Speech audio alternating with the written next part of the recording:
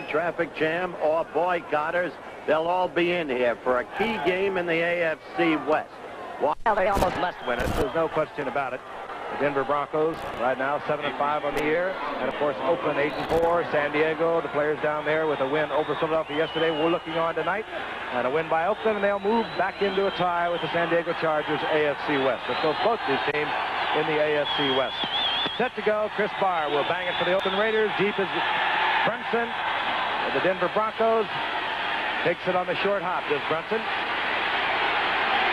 Running room and moves out over the 25-yard line. And let's meet the offensive unit of the Denver Broncos. We talked about Craig Morton, the 37-year-old veteran. He, of course, is the quarterback. And as we look at the setbacks, you have to reflect over the injuries that have plagued Denver for the year. They have not had one running back that has not missed at least 2 games. Offensively, Claudia Minor missed a couple of weeks ago, breaking a long-time starting streak. And tonight, they are going to be without the services in all probability of number 25, Haven Moses, the veteran wide receiver. They are coming with, well, basically a rookie, Steve Watson, number 81. First and 10, and Morton to the air. Feels the pressure, tries to go deep, and his receiver down there turning back was Steve Watson, and Craig under pressure, stepped back in, just released the ball. No Bronco receiver in the area. Defensively, and you'll see some situation substitution tonight. You'll see a lot of these three up front, but you'll also see Willie Jones, Cedric Hardman on the pass rush. Those are your linebackers, and they've got a great performance this year out of Randy McClanahan and Matt Millen, the rookie out of Penn State. Your cornerback, well, Monty Jackson will not be out there, not at least to start, of right corner. Dwayne Osteen, picked up from Rams early in the year, is at right cornerback. He wears number 35. Second down and 10, the ball just over the 25-yard line. And off goes to Dave Preston, and Dave Preston to the 30-yard line where it'll be third down and about 6, and you'll see the substitutions come in on the part of the Oakland Raiders as they begin to think in terms of pass. Frank, you mentioned how the Broncos have been hampered by injuries. Of course, you will not be saying, as one evidence, Otis Armstrong. Out for the rest of the year, injured reserve, maybe the whole career over because of potential damage to the spine that could result in paralysis. Cedric Hardman, Willie Jones, defensively for the Oakland Raiders. They're the designated pass rushers. Third down 7, picked off. Taken there by Burgess Owens, the free safety, as it was deflected into his arm. Burgess Owens scrambling around. A flag is down as Owens gets the turnover, returns it down to the 42-yard line of Denver. Again, there is a flag down. It happened, however, after the interception, and Burgess Owens, who acquired from the Jets in offseason, has filled in nobly for an injured Charles Phillips, who was expected to play there. Of course, was a first-round draft choice by Weave Eubank when he was coaching the Jets a number of years back. He became defensive captain of the Jets. They became disenchanted with him, traded him for a mere 6th-round draft choice who walked off the Jets. But as we listen, here in the run back, number 53 of the receivers, first down. To finish the story, the Raiders feel that that man, Burgess Owens, has been a steadying influence in the backfield and is a team leader. One thing they know is a great one-on-one tackler. First down and 10. Rod Martin defensively clipping for Oakland. They move the ball back to the Oakland Raiders 43-yard line. First and 10, Kenny King, another Raider who was acquired this year from the Houston Oilers and has performed great. Gets a couple of yards. It'll be 2nd and 8 as we look at the offensive unit. We told you a little bit about Plunkett. It's a great story that will develop during the course of the game. Many thought he was washed up. We talked about it before. Wide receivers, the speed man, of course, Cliff Branch, and the man who works underneath so well, Bob Chandler. And, of course, the veteran Raymond Chester at the tight end. Of course, Dave Casper, traded several weeks ago with the Oakland Raiders to the Houston Oilers. They have a lot of acquirees to the Oakland Raiders, and they have done well with them. 2nd and 8, safety blitz, picked up, and it's a running play to Kenny King. Well, that's what happens when you go with the blitz and you get the running back through the line of scrimmage. And Kenny King, first down, Oakland, down to the 43-yard line. And already you see the statistics start to show, and as I mentioned earlier, defensively, Denver has had a tough time against the rush. And let's meet the front three that we'll see. The Denver Broncos 3-4. We'll see substitutions, of course, there. And they, too, have had many troubles at their linebacking position. Joe Rizzo out for the season. Bob Svensson, a great linebacker, has not been able to play all year long. So first down and 10. The Oakland Raiders. And the football out to Mark Van Eegen. And Mark Van Eegen making his 101st start for the Oakland Raiders.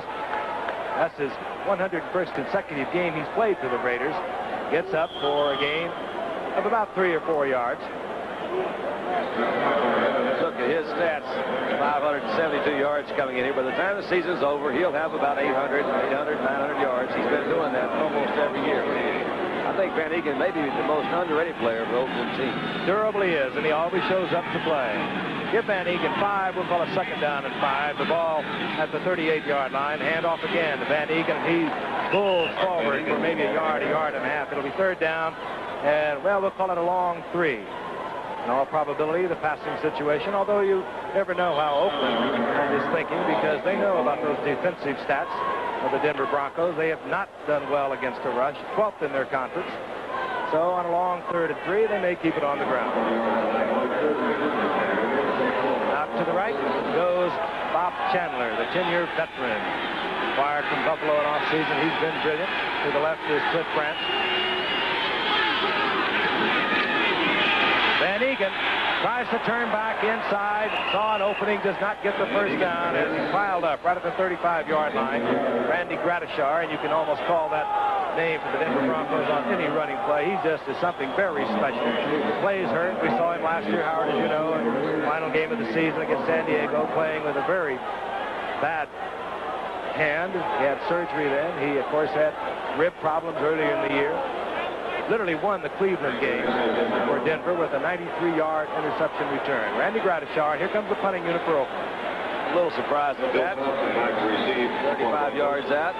You think, I guess it's early in the ball game. Well, Ray Guy doesn't always punt.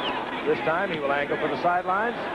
Oakland playing it very conservative. And ball being marked. Not necessarily a good kick by Guy at the 15-yard line. The line of scrimmage, however, was up at the 35-yard line, a 19-yard pickup. Oakland, Alameda County Stadium. We'll be back in a moment. Started with the Cowboys in '65, with the Giants for a while. In the past 3 years, he has taken Denver to the playoffs. This is Dave Preston over the left side. Preston for a couple of yards out near the 19-yard line. Give him 4. It'll be second down and 6. And again, we told you at the top of the show, there was an intended boycott. How effective, we don't know. We saw people outside in the parking lot. They were going to wait 5 minutes before they came in protest to the intended move of the Oakland Raiders to California. But again, we've also told you it's 6 o'clock here in California, and these folks out here drive a lot of cars. And there's a massive traffic problem here. Second and 4. The ball right at the 19-yard line. Quick movement on the left side of the line on the part of Denver. They were not set up for that play. You could tell Craig trying to get people lined up. It was a mess up. He had Odoms in the wrong place, had his backs lined up wrong. And talking to Craig before the game, he felt that they were going to try to take advantage of Oakland's, I guess you'd say, specialized defenses. They have so many people they bring in situations. And one of the ways that they were trying to do, they haven't done it yet, was to call 2 plays at one time. Well, I'm still puzzled by Oakland's last series when they blew a big opportunity. It seemed to me that Plunkett's play calling was tentative and over-conservative because he calls the plays for Oakland, not from the bench. It needs a call. 5 yards, second down and 11. The ball inside the 15. Rob Lytle to the left side, and he's piled up there, stacked up by basically what is the pass rushing defense. Dwayne Osteen from his right cornerback came up, turned it to the inside, and there were a lot of black jerseys right there to meet Rob Lytle, one of those Bronco running backs that has been in and out of the lineup this year because of knee problems. And Big Dave Studdard, who's an offensive tackle, they've not been particularly pleased with off and on. And that time they had Dave back in that backfield, which caused Lytle to go a little bit to the outside. The play never had a chance. Third down and 14. And keep your eyes on number 90, Willie Jones, and number 86, Cedric Hardman. They couldn't care less about any run possibilities. They just go for the quarterback. Craig knows that also and goes out to Rick Upchurch. Upchurch turns the corner. Hey, went out of bounds. And he steps out of bounds finally out at the 42-yard line. Burgess Owens made the stop out there, but this man is Mr. Excitement when he has a broken field. He gets the first down and gets the Denver Broncos out of trouble. All right, quick, you see that Upchurch comes from the left side of the formation. It is a swing pattern. Nice play to the outside. That was Lester Hayes came up. Good move by Upchurch to the inside. This play had a chance, looks like right there. He just barely. He couldn't get his balance. He could have gone all the way on that one. Rick is the kind of guy that really keeps him loose. He saw a great block by Tom Glassig that enabled Upchurch to get the first down at the 42-yard line of Denver. Craig on first down. Out he goes to Preston, and Preston is at the 48-yard line, and they're saying no, he was not taken away as Lester Hayes romps towards the end zone, but they'll bring it back, and it'll be a pickup of about 6 yards. And Preston now is slow getting up. Preston missed games early in the year with a collapsed lung. Hayes will do that, though. He's, in his own way, a defensive game breaker with 10 interceptions already. Here's an end zone replay. Quick little out route, shoot route, where you call it, to the back. Dave Preston. Just a head-on collision, and it appears it dazed him a little bit. The ball falls out, but they said he was down. So Dave Preston is being administered to, and we'll be back in a moment.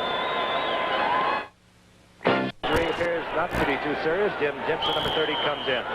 The L.A. Traders, some of the feeling of Oakland fans who for years have supported this team with packed houses.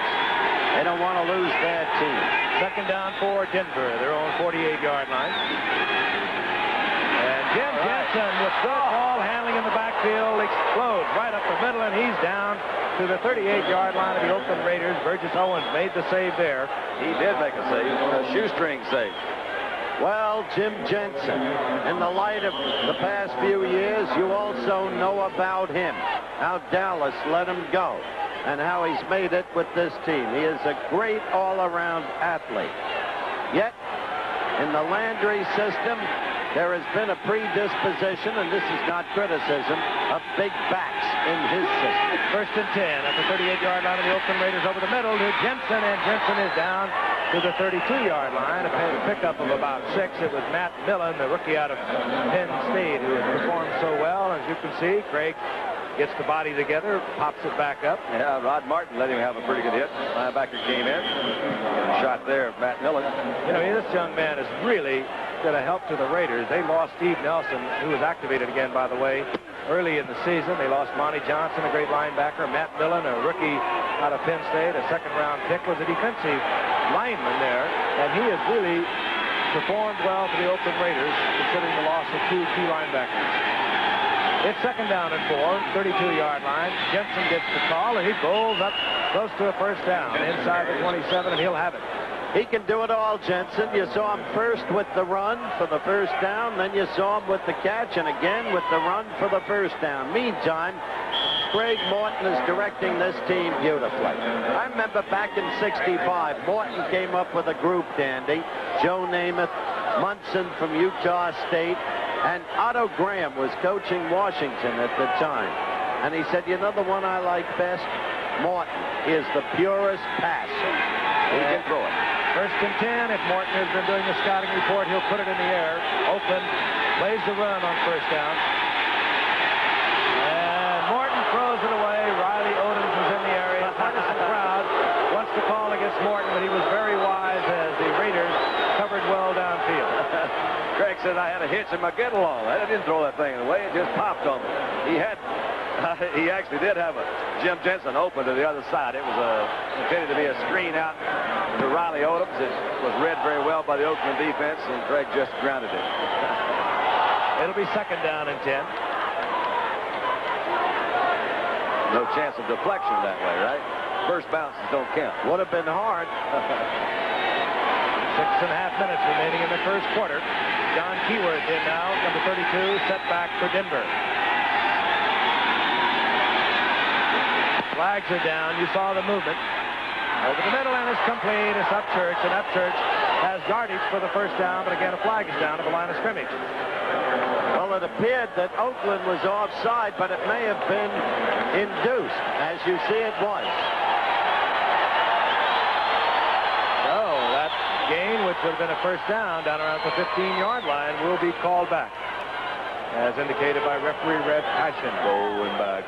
Oakland tonight, and we're going to be in Houston on Thursday night, and that's going to be a dandy. The Steelers against the Houston Oilers. My own hometown. And a week from tonight, we'll be in Miami for New England against the Miami Dolphins.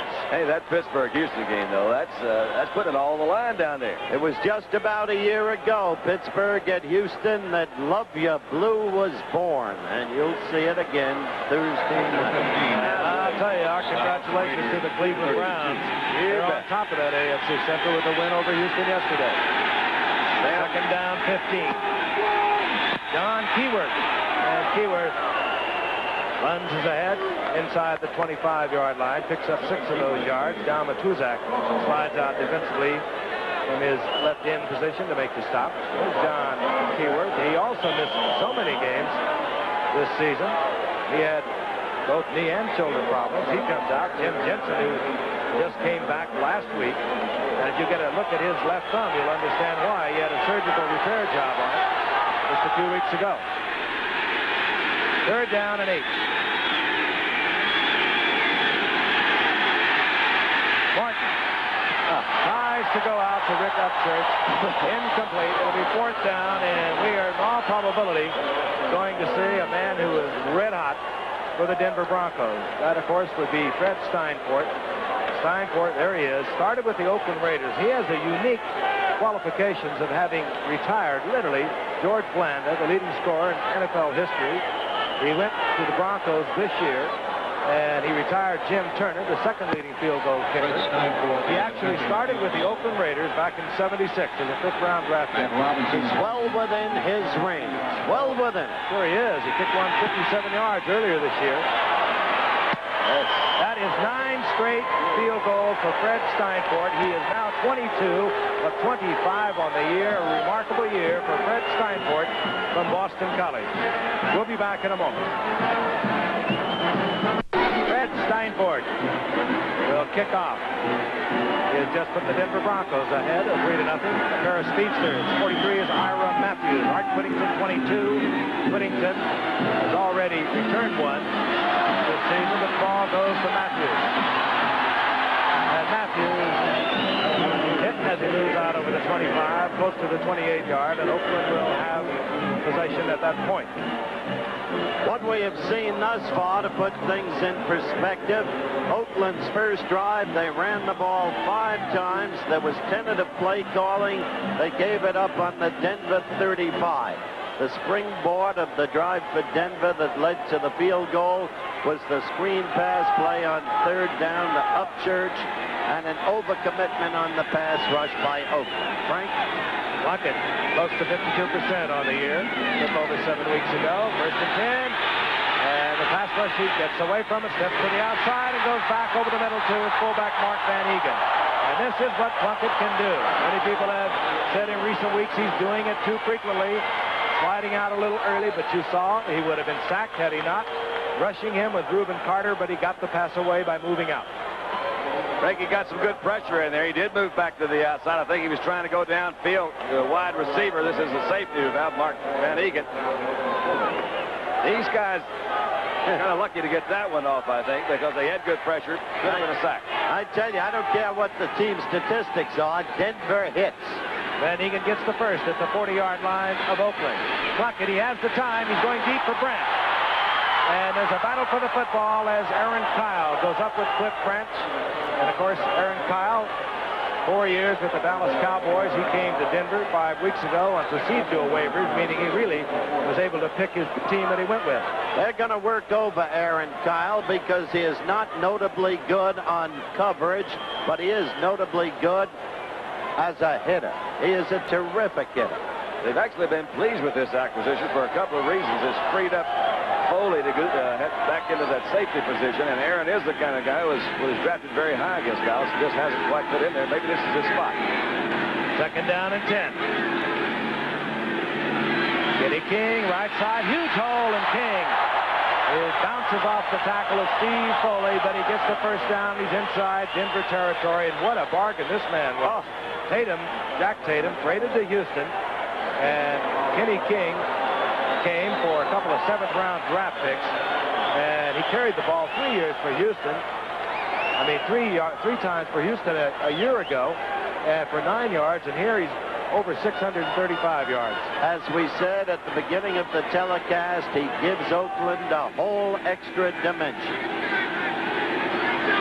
And by the way, not denigrating Jack Tatum, he's had a super year for Houston. That's true. On 1st and 10. Van Egan collected and dropped by Rob Nairn. Gain of a couple of yards. Giving 3, it'll be 2nd down and 7. Good offensive blocking that time. He had plenty of time to throw. Chose to go to the man under. Offensive line set there, formed a pocket. One of the criticisms that has been leveled at Plunkett in the last few weeks is that when he goes back to set, he won't take that extra step or 2 steps back up in the pocket. And supposedly his lineman keeps saying, hey, trust us, we're going to protect you. Come back up in that pocket. After those 2 years of getting shell-shocked across the bay. So, 2nd and 7, flags all over the lot. Plunkett will play it out. 6 and goes to the turf, short of the 1st down at the 41-yard line. We saw Greg Boyd was the guy that jumped off sides, and how many times you see the guy that jumps off sides, the guy doesn't do anything after he gets over there. What he did is get off sides and didn't get a good pass rush either. Denver is claiming inducement, and they're right. Well, I sure didn't see it. And it'll bring the run of Jim Plunkett back. That hurts Oakland. Down will remain the same, and we will have a 3rd down and about 12. We'll have a 2nd down and about 12.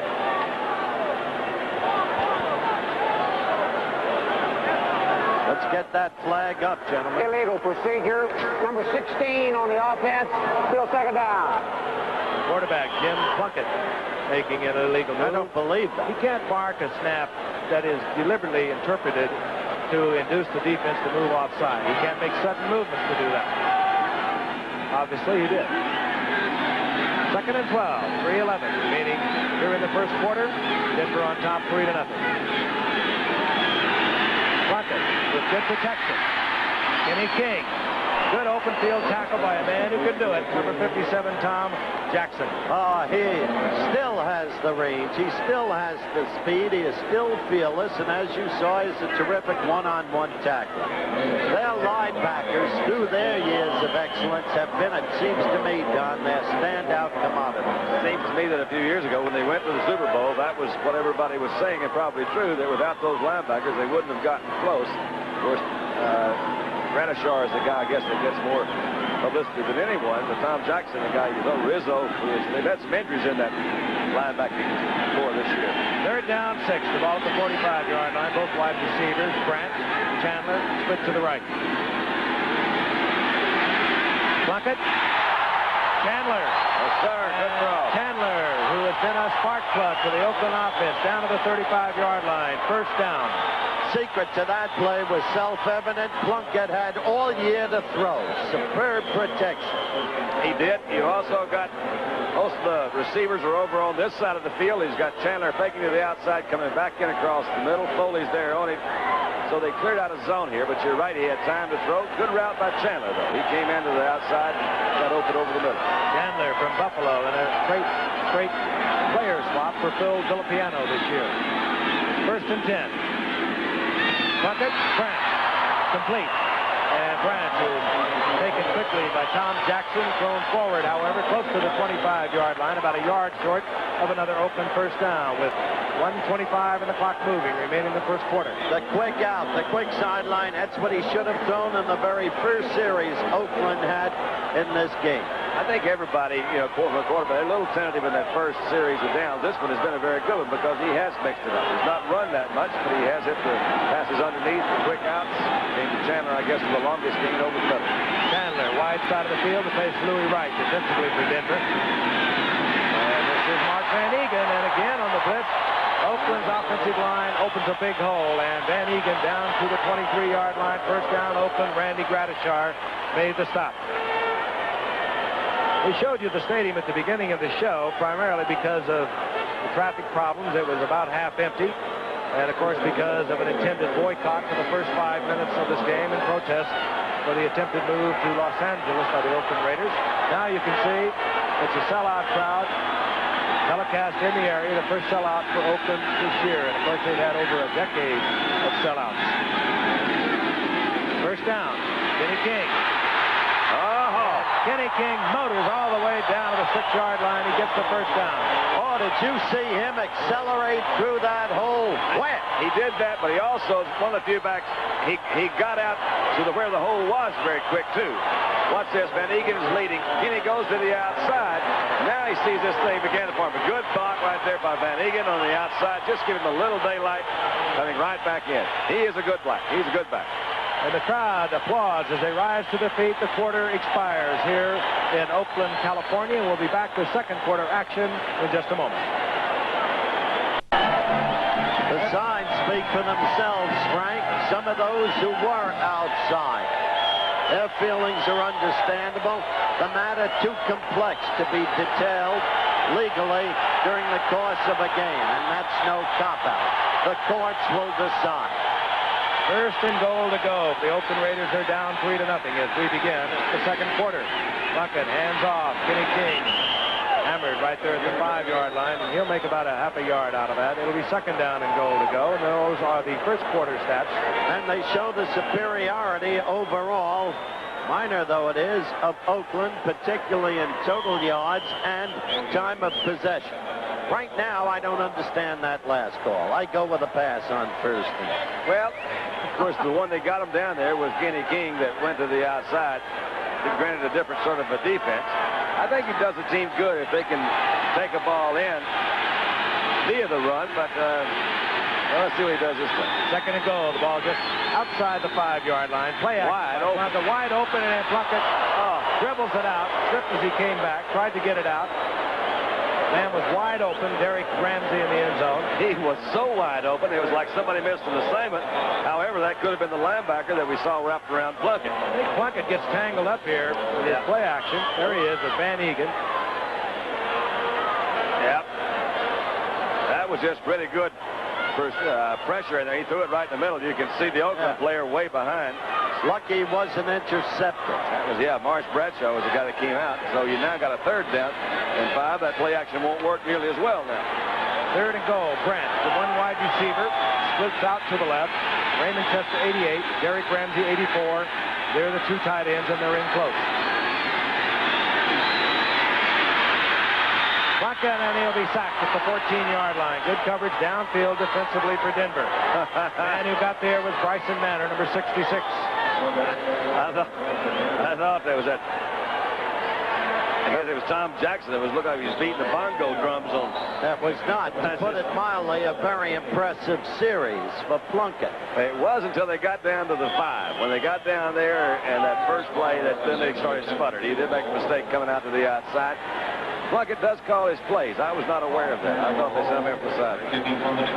Chris Barr comes out, 31-yard field goal attempt. The man who holds, Bob Chapman. Barr, 13 of 24 on the year.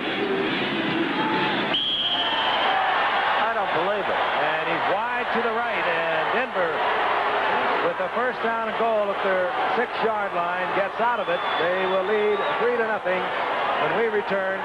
And that will be the situation. Missing them 31 yards out. The Broncos up to the line of scrimmage, first and 10, the ball at their own 20-yard line. That would have to give the Broncos a lift. Oakland had moved briskly down the field. Had a first and goal at the 6-yard line. We'll turn back. On first down, Morton into the flat, finds Rob Lytle, and Rob Lytle steps out of bounds. Out at the 25-yard line. Gain of 5, it'll be second and 5. Well, I can tell Al Davis that, but unfortunately, that will not be the decisive opinion. Influential. A federal court judge will render that opinion. That decision coming sometime early February.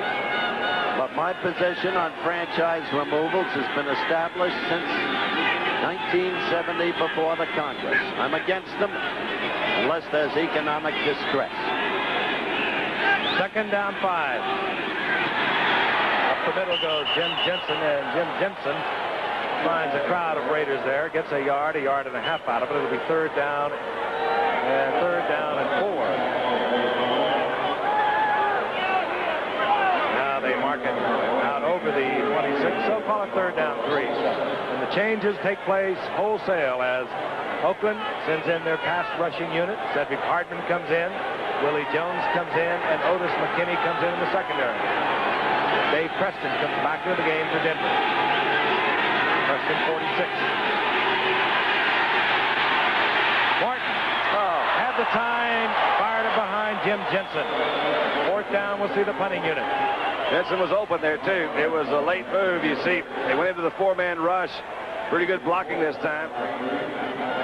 Craig comes up. He saw the Oakland defender in front of him, pulled it back. That could have been an interception. That was Otis McKinney, number 23. He came in, made that fake. By the time he pulled it back down, he wound up going behind.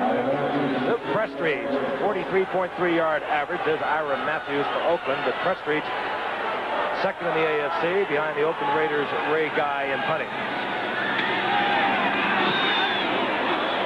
Prestridge doesn't turn it over, but he gets it to Ira Matthews at the 32. And huge opening for Matthews. Look out. Matthews with a brilliant return to the 36-yard line, and Prestridge, the punter, had to make the save at that point. And no flags on the play. I don't think this one was set up as much as it was. He decided I'm just going to run this way. Matthews saw it right up the middle, big hole up the middle. And that's Prestridge, you see, that tripped him up. And this is the kind of return that they anticipated from Matthews when they drafted him a year ago as the nation's best returner from Wisconsin. Puckett on the sideline talking with head coach Tom Flory. There he is on the left, the former Raider quarterback in his own right many years ago, early 60s. Still holds several Oakland Raider records. But Ira Matthews has returned the Prestridge punt to Denver's 36-yard line. Once again, Oakland in super field position. This is the third time that they will have enjoyed super field position. They haven't capitalized yet. I relate this to the signal calling, but I'll tell you this much. You get the feeling that Oakland is a talent-laden team in a slump. Out to the left, both wide receivers. Branch and Chandler, and Puckett will go on top. Puckett will go down at the 47-yard line, and the man that got in there, number 75, that's Rulon Jones, the rookie, first draft pick for the Denver Broncos this year. That's his 8th sack of the season, and he's been spectacular. They got him in the second round because they didn't have a first pick. He really has been spectacular ever since he began to get his shot. How quickly Plunkett got them out of good field position. Jones, a rookie out of Utah State, big man, 6'6", 260. And the loss is all the way back to the 46, second down and 20. Plunkett again. Boyd pressures Plunkett. Plunkett looks over the middle, and he finds his setback King, and King gets it back to the 35-yard line. And they'll mark it at the original line of scrimmage, and it's going to be third down and 10. Rulon Jones is working on big Art Shell, whom we've seen many, many times. Art is so big, pretty easy for him to handle most of them. Interesting thing happened with Art Shell. Bob Trumpy on NBC said last week that Shell, on passing situations, was giving it away, was dropping back to have more time for the pass block. Shell vigorously denied it. Watch it. Third down, 10. Art Shell, number 78 for the Raiders. Plunkett. Chandler on one that could have been caught, however, it was high, and it'll be fourth down. It was high, but he slightly mistimed his jump, and that's what did it. He was sure wide open in there. It's a pretty good route. You see him working on Louis right, make to the outside to the inside. Louis was a little late in reacting, slipped down some too. He did mistime it a little bit. That ball was out there. He had both hands on it, I think. So Chandler would be the first to admit he should have had that one. Ray Guy leading the AFC in punting. Trailing, but moving up closer to the Giants' Dave Jennings. Dave Jennings leading the NFL. Just under 46 yards through 12 games. Bill Thompson settles in as safety for Denver, but they're anticipating the out-of-bounds effort on the part of Ray Guy, and that's what they get. And they got a no. Did they go? Nope. They're saying into the end zone. It'll be a touchback, and boy, that was close, but the official right on top of it. Ray Guy doesn't like it at all. So we have 11:39 remaining here in the first half. Denver leading 3-0. Around here. On the other side of the coin, they are 15-1-1 on Monday nights, the Raiders are. And the record shows that over the past 15 years, they've got the best record in professional football. They've got Church. Wide receiver, split to the right, first down and 10. Morton gets the ball deflected as he tries to get it away in the general area of Riley Odoms. It'll be second down and 10. Riley Odoms is such a wonderful target. He's so big, but he has been hampered with injuries both last year and this year. If you take Haven Moses out and you got Riley Odoms limping, you really do. You're limited to who you can throw to out there. Of course, Rick Upchurch is the kind of guy, the speedster. But Craig has been throwing a lot to his backs, Preston in particular. Odoms, 2 big games coming into tonight. 6 receptions in each of the 2 previous games. Craig switches up, hands off the ball, running play. Out to the 25-yard line. You know that the big man, Jim Jensen. All right, big play now for Denver. Try to get something started again. Oakland's blown 3 opportunities. The score might well have been 14 Oakland, 3 Denver. It's Denver 3, Oakland nothing. Third down, a little more than 5 yards to go. Oakland thinking pass. They bring in Jones, Hartman, and we'll see what Morton comes with on third down and long 5. Morton buried, and he had to dump it off towards Rob Lytle in the pass rush. Pressures Morton into a 4th down situation. we have Matuzak, Hendricks. Those were leading in there. You see, Craig, he was trying to get the ball off quickly to the right side where the pressure's going to come. There's Ted Hendricks, 83. Matuzak's. He almost grabbed Craig's face mask on his way down. The ball had to be released a little bit quicker than that. That's what you got to say. There's Ira Matthews. He had a nifty return of 31 yards a few minutes ago, but Oakland did not capitalize on it. This time, Prestridge bangs a beauty that takes Matthews all the way back to his 25. And this time, the special team performed for Denver, and Oakland will have the football at their own 33-yard line. 50-yard punt. I want to remind you about Saturday. College football coming your way, a national doubleheader, and it'll begin live at 12 o'clock Eastern time. First game, Florida against Florida State. Florida taking on number 3 ranked Florida State. That should be quite a matchup. And then that'll be followed by a long-time traditional rivalry. Number 2 ranked Notre Dame going against USC. They do it year in and, of course, year out. The final year of college football, regular season, of course. So be with us. NCAA college doubleheader coming up on Saturday. First down 10, 33-yard line, Oakland Raiders. Kenny King. And King moves out close to the 38-yard line for about a 5-yard pickup. It'll be second down and 5. Decent first down pickup on the ground. That's right. There's a young man Oakland really coveted 2 years ago. They wanted to draft Kenny King. They didn't have a third-round draft pick, and the Houston Oilers took him.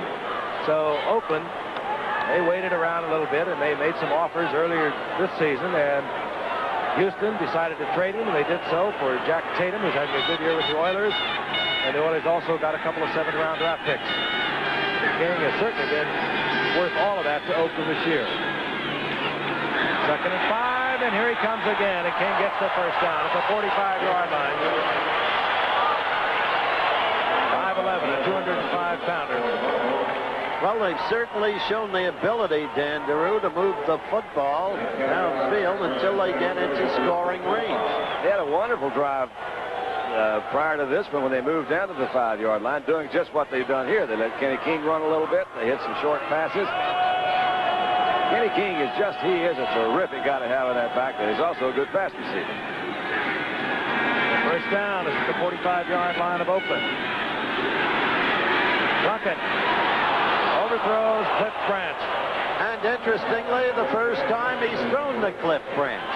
Well, he tried to get him down the line a while ago with Aaron Kyle, but it's the first time he's come to him across the middle on this thing. We were talking about Art Shell a while ago, number 78. Now, he's trying. I can't tell what he's really talking about. The block, he seems to have pretty good control of Bryson Manor that time. Good position. A veteran lineman like an Art Shell a lot of times will set up like he's going to pass on a draw play. And if they start to read things like that, they're in a lot of trouble. I'm talking about the defense.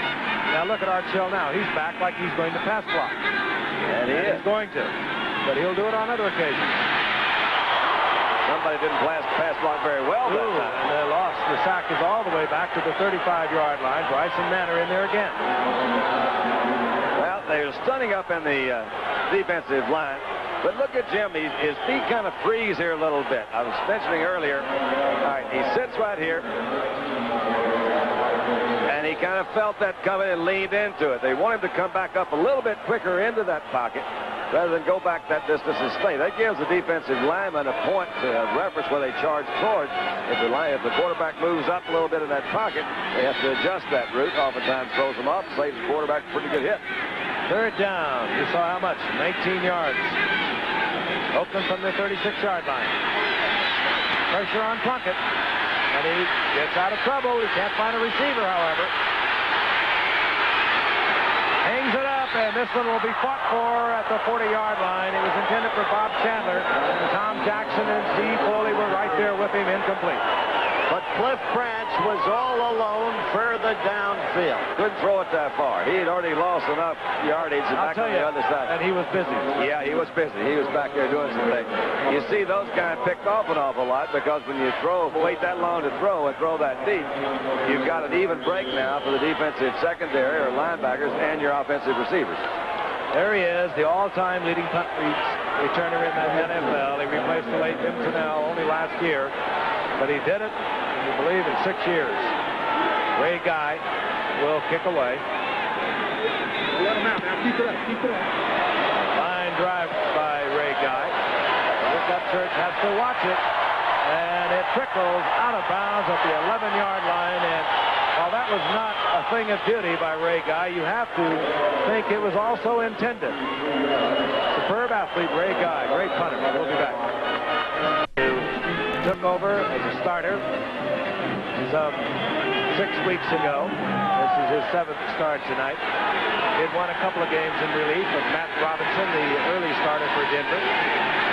Bailey, Cleveland, and Washington. And on 1st and 10, Morton hands off to Jensen, and Jensen out to the 15-yard line.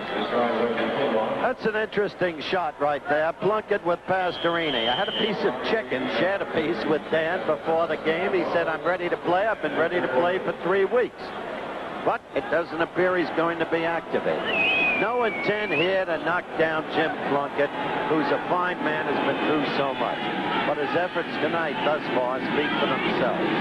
Second down, 6. Ball right at the 15-yard line. Dave Preston, left side, finds an opening, and Preston gets the first down after the 23-yard line. Taken there by Burgess Owens. Good run. That was Rod Martin that you saw go into that backfield alignment and almost knocked Preston down before he got to the line of scrimmage. He was able to keep his feet, make a cut back, and come through there. Dave Preston. Again, missed 4 games with that collapsed lung earlier in the season. Shake it up early in this game, but as you can see, back in, performing well for the Broncos. 23-yard line, Denver. They're out in front, 3-0.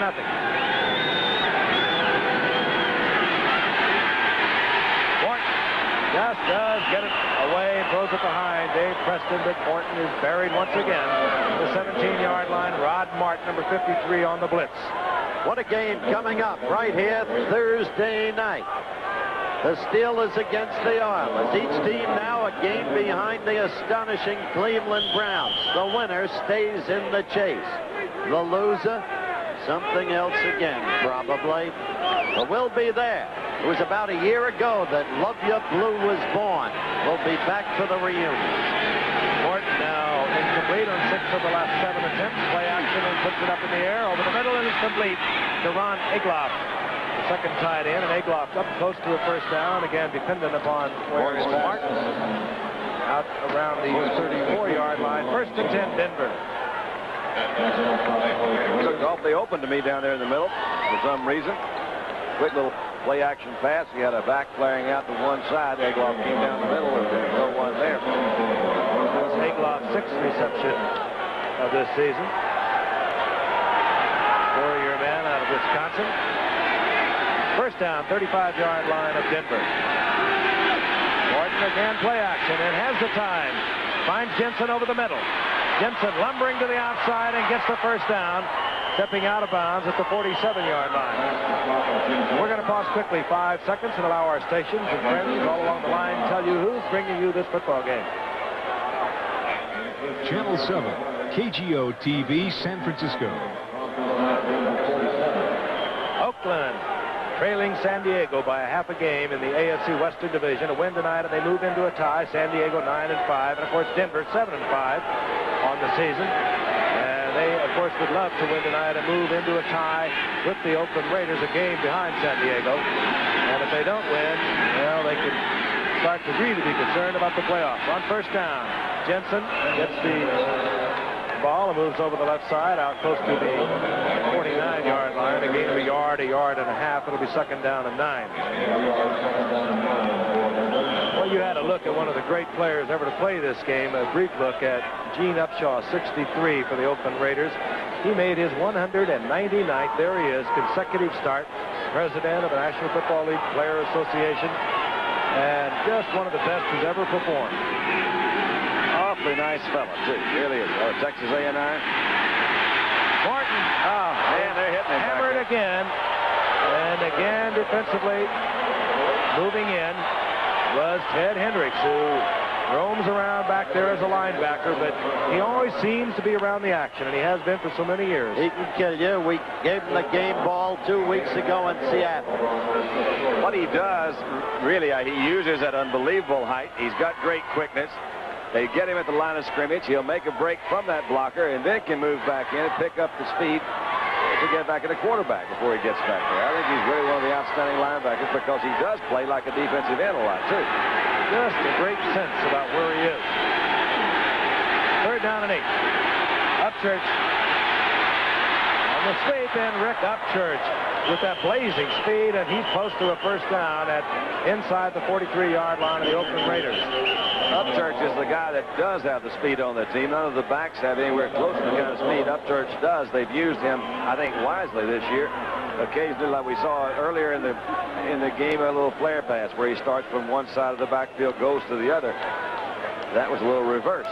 But Red Miller, give him credit for Red Miller using what he got. There's a Raider coming off the field, and it is a shaken up Mike Davis, who has been a superb performer at strong safety for the Oakland Raiders this season. There he is.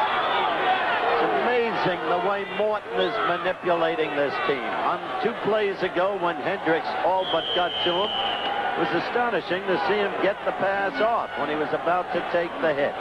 Upchurch gets the first down inside the 43-yard line of the Oakland Raiders. 5 minutes remaining in the first half. Denver has the only points on the scoreboard. 41-yard field goal by Fred Steinfeld. They lead 3-0. Watson in motion for the Broncos. Morton sidearms it out to Preston. Took his eyes off it. Incomplete. Exactly what he did. Second down and 10. There's Preston. Of course, we mentioned the loss of Otis Armstrong, who's retired because of a congenital spinal column problem that was discovered when he was hurt a couple of weeks ago. And all of these running backs for the Denver Broncos have been troubled throughout the season, missing at least 2 games. So it's been really a makeshift lineup almost each and every week for Red Miller. Second and 10. Steve Watson in motion once again. Down goes Morton. Submarining and coming up with Morton was the linebacker Matt Millen, the rookie from Penn State, whom we told you was a defensive end at Penn State. Had he had time to throw, had Millen not been there, he had Rob Lytle that would have been open on a deep corner route. Millen is the guy that we talk about as being a rookie. He just wouldn't stay. They blocked him down. From the ground position, he still was able to knock Craig's feet from out from under him. That's the knee brace Matt Millen wears. It's been invented and devised by George Anderson, the head trainer of the Oakland Raiders. It is designed for preventing the injury in sports, the torn or ruptured medial collateral ligament. More on that in a moment. Frank. Third down, 18. Ball 49-yard line of the Oakland Raiders. Flags are down. The Raiders just a little eager, it appeared, unless they were drawn off. Morton still tries to go upfield with it. Wiley Odom worked his way close to first down yardage, but again, flags are down following the incompletion. Matuzak was the guy that finally got in, put some pressure on Craig. He had plenty of time to throw that time.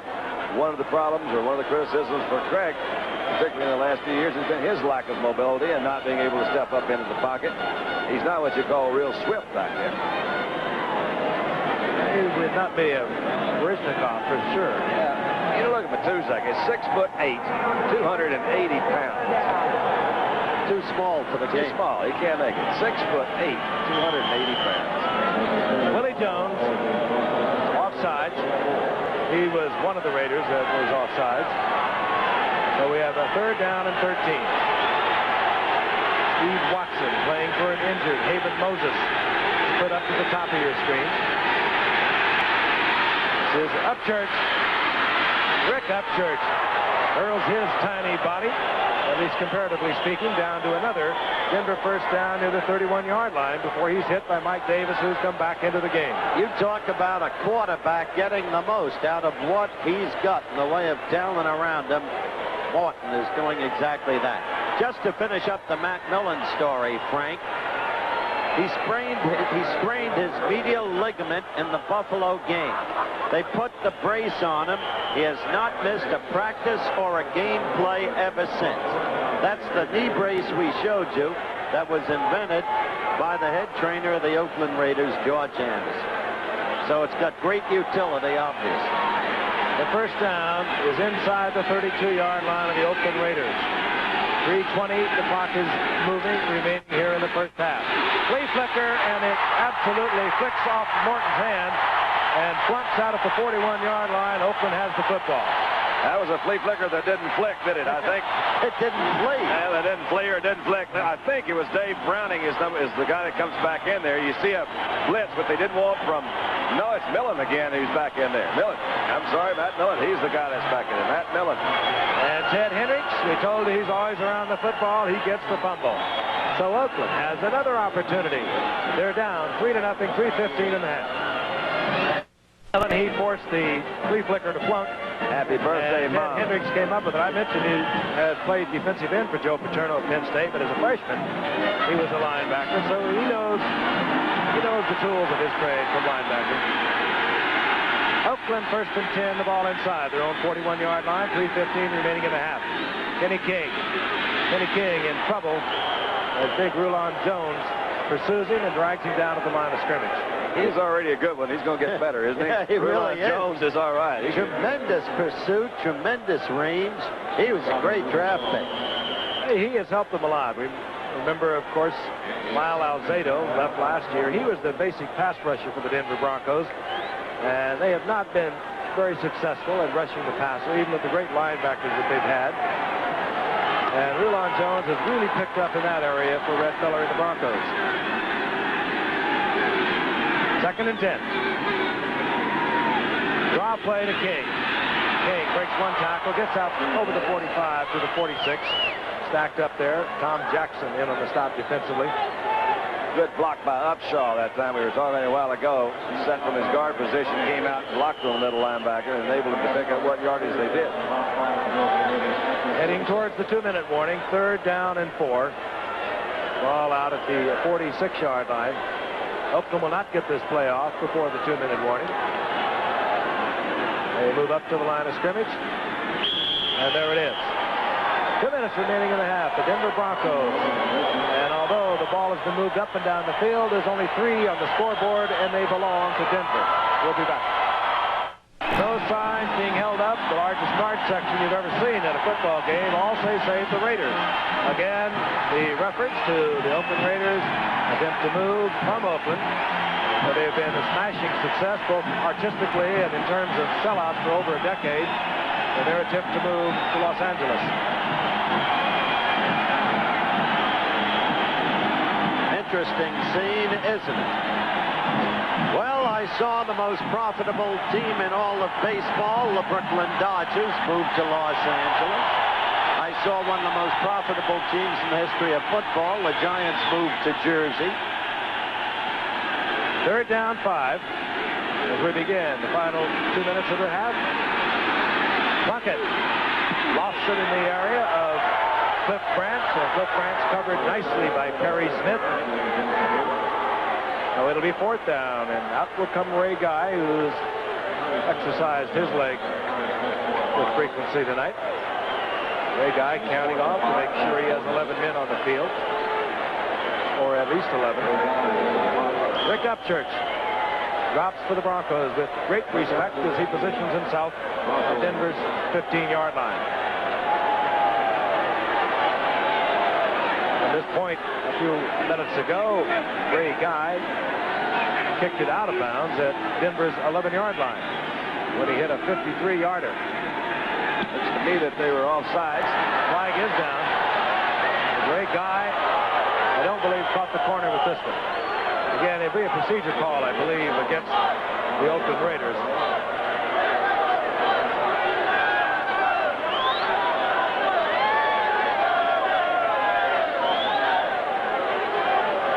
A motion call. We saw the wingback for the Oakland Raiders pull up, and they'll bring it back. Unless that is, Denver decides, respecting Ray Guy, they'll take it at the 20-yard line. I bet you they do, because Ray Guy certainly has the range to put it anywhere. I wouldn't want him to have another shot inside the 20, because he missed it, as he's showing you right there about how much he missed it that time. That's exactly what Denver is doing, and I'll tell you, that is great respect, because they would have backed him up, and Guy would have been kicking from about his own 35-yard line. Save our Raiders. Well, if media people had understood in the very beginning that what happens to one city really happens to all, and if precedents hadn't been established, there wouldn't even be a question. 1st and 10, 20-yard line, the Broncos. Morton, who's thrown frequently on 1st down, does so again. This is Preston. Preston turns to the inside, out close to the 28-yard line. He'll be short of the 1st down by about a yard and a half, maybe 2. It'll be 2nd down and 8. Don't forget, Thursday night at the Houston Astrodome, showdown between the Steelers and the Oilers. They had a tremendous game just about a year ago, won by Houston 20-17. We look for a repeat. Be with us. Ball at the 29-yard line, 2nd and 8. The big man, Jim Jensen, Bulls is 230 pounds, out over the 30 for the 1st down. We're heading towards 1 minute remaining in the half. Pittsburgh's about to get some of their folks healthy. They've been hurt all year. Big Steelers, they came off a pretty big win yesterday. I don't understand this. Denver apparently content to let the half expire, yet they have the football outside their own 30-yard line. They have 3 timeouts remaining as the Goodyear Columbia looks down with Captain Nick Nicolari soaring around up there with our cameraman Archie Griffin. 30 seconds remaining in the 1st half. 1st down, Morton shoots the ball out to Jensen. And now Morton decides we'll take timeout. I'll move over and I'll talk it over with Red Miller. Why would they do that? I don't know. Why go talk it over now? They let all the time lapse. They ticked off 40 seconds. Needlessly. Very unusual call, Reds. I guess they think 3 points is going to be enough, huh?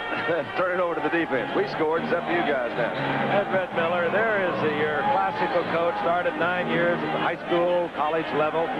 Went to Boston. He went to Buffalo. He went to Denver. He went to St. Louis. He went to Baltimore, back to New England. And, of course, came and took over 4 years ago now, and has had Denver in the playoffs on first 3 years. Took him to the Super Bowl in his first year, of course, losing to Dallas. And has had them in the playoffs the last 2 years, and that's a franchise that only had 3 winning teams in the previous 17 years. So Red Miller has done a job with the Denver Broncos.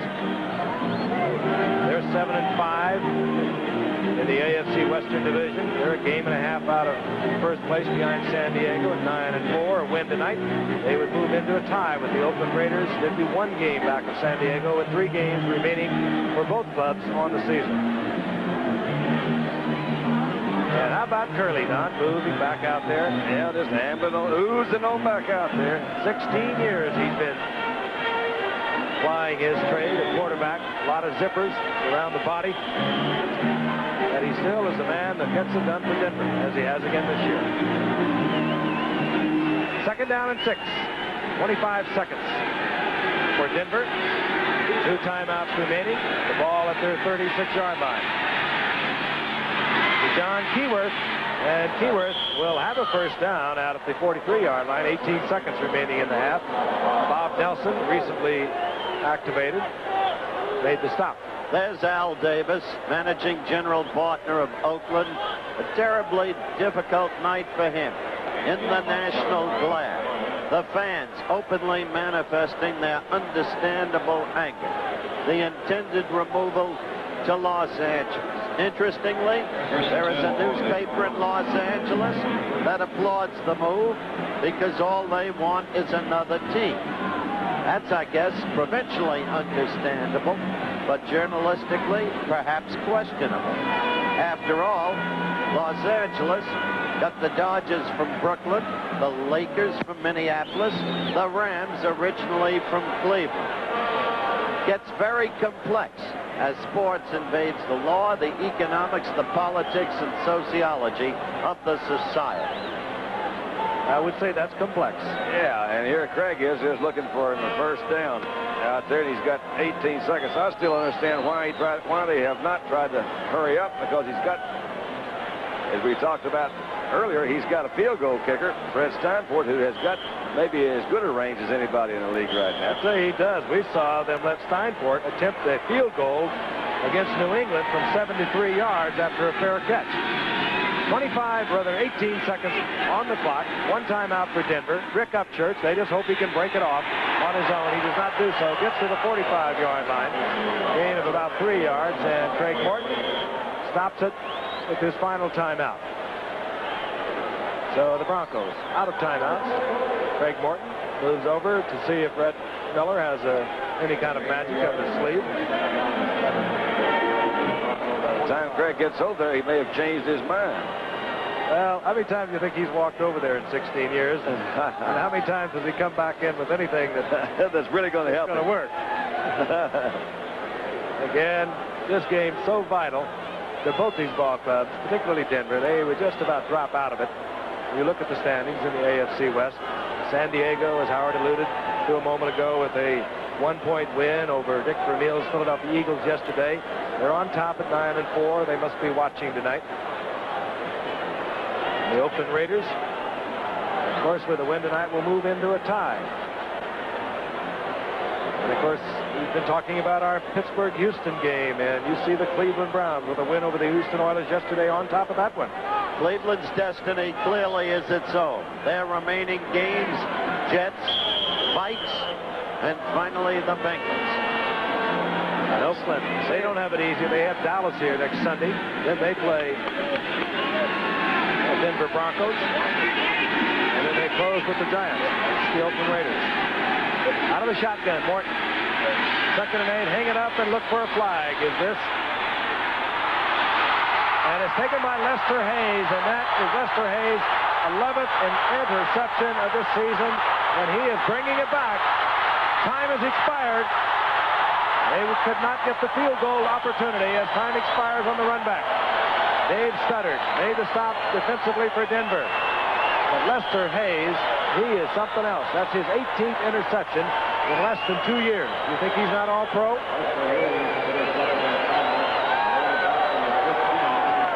Again, time expired on the run back, so Oakland unable to attempt the field goal. Let's look at it again. It was just a throw it up there in the direction of Upchurch and Watson. Hope you might get a deflection and a reception or get a penalty.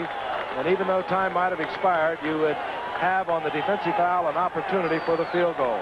Such is not the case, however. And the team moves into the locker room. Stay with us for our halftime highlights coming your way.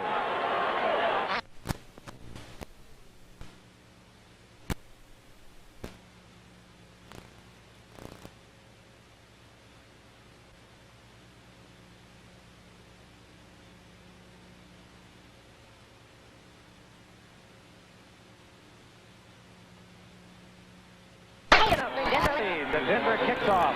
Steinford bangs it and is taken by Art Whittington. And Whittington out to the 23-yard line where Oakland will have the first possession of this second half. Earlier at halftime, let's take a look at Jim Otto receiving his Hall of Fame ring, inducted this past summer, and one of the true great players. Exactly what I wanted to bring up. The presentation made to him, of course, by Pete Elliott. Oakland said to the fans, I want the Raiders to stay in Oakland. He went on to point out, don't demonstrate here. Demonstrate in front of the city council, in front of the other authorities. And there was a smattering of boos for Jim Otto, a great favorite. And, of course, the Hall of Famers who watched Kenny King pick up a couple of yards out to the 25-yard line. It'll be second down and 8. Feelings running high here in Oakland. Oakland had its scoring opportunities in the first quarter. They blew 3 of them. In the second quarter, they had only 1 first down as Craig Morton assumed command. Second down and 8. Van Egan 30. Kenny King 33. The setbacks for number 16, Jim Plunkett. Here's Kenny King, and Kenny King just smashing forward, short of the first down, but a great effort by this second-year man out of Oklahoma, getting out over the 32-yard line, about a yard short, maybe less than a yard short of the first down. You see him go head on with Rob Nairn. Let's watch this. And Nairn is, there's Kenny King. Says, wait a minute. He looked like a Bronco. Boy, he did. But Nairn's no slouch at all. Good linebacker to inside. Kenny King made him head on. A fine block by the Oakland Raiders center Dave Dalby, number 50. Third, less than a yard. 2 tight ends are in. Derek Branch, 84. Raymond Chester, 88. Good Branch, single wide receiver, split far to the left. Play action. Plunkett hangs it up for Branch. And Branch will get an interference call, and it'll work against Aaron Kyle, who had him man-for-man coverage. It was not a good pass, but Plunkett got away with it. Why? Because Branch is what Branch is. He had position. Watch. That's Reuben Carter, who gave a little pressure in there. Aaron Kyle just goes over and made body contact.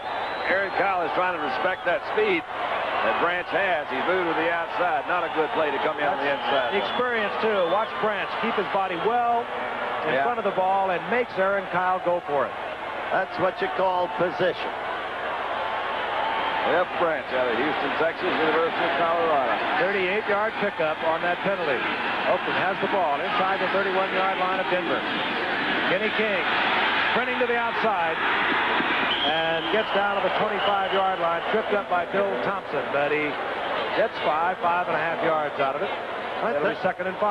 Pardon me, Frank. I think you're right, Dandy. This is the best acquisition Oakland has made. With all of its reclamation projects, King was of a different nature. A young player that he had wanted from the beginning.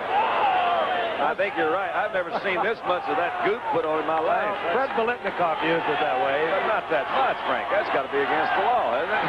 Well, it sure is messy. Yeah. On the laundry. That's called stickum. Like pine tar. Kenny King, outside. Inside the 20. Down to the 19. First down, Oakland. To compliment what you're saying about Kenny King is the fact that he goes to the inside. We saw him to the outside, back into the inside again. So he's got all of those and moves. King stays on the turf and shaken up. You see Reggie Jackson, who has joined us here in the booth. Served a lot of time here in the Oakland Alameda Coliseum. Great to see you, Reg. Got a commercial. We'll be back and have a word with you. Back in Oakland. First down and 10. Kenny King walked off the field, appeared to be all right, stepped out of the lineup, and Art Whittington, number 22, the speedster from SMU, the smaller of the Oakland setbacks, is in there. Ball at the 19-yard line. Whittington cuts back against the grain, and the little one gets to the 10-yard line. He'll be short of a first down, I do believe, by maybe inches, taken there by Tom Jackson. But now they mark it short of the 10-yard line. So it'll be second down at about 1.5 yards.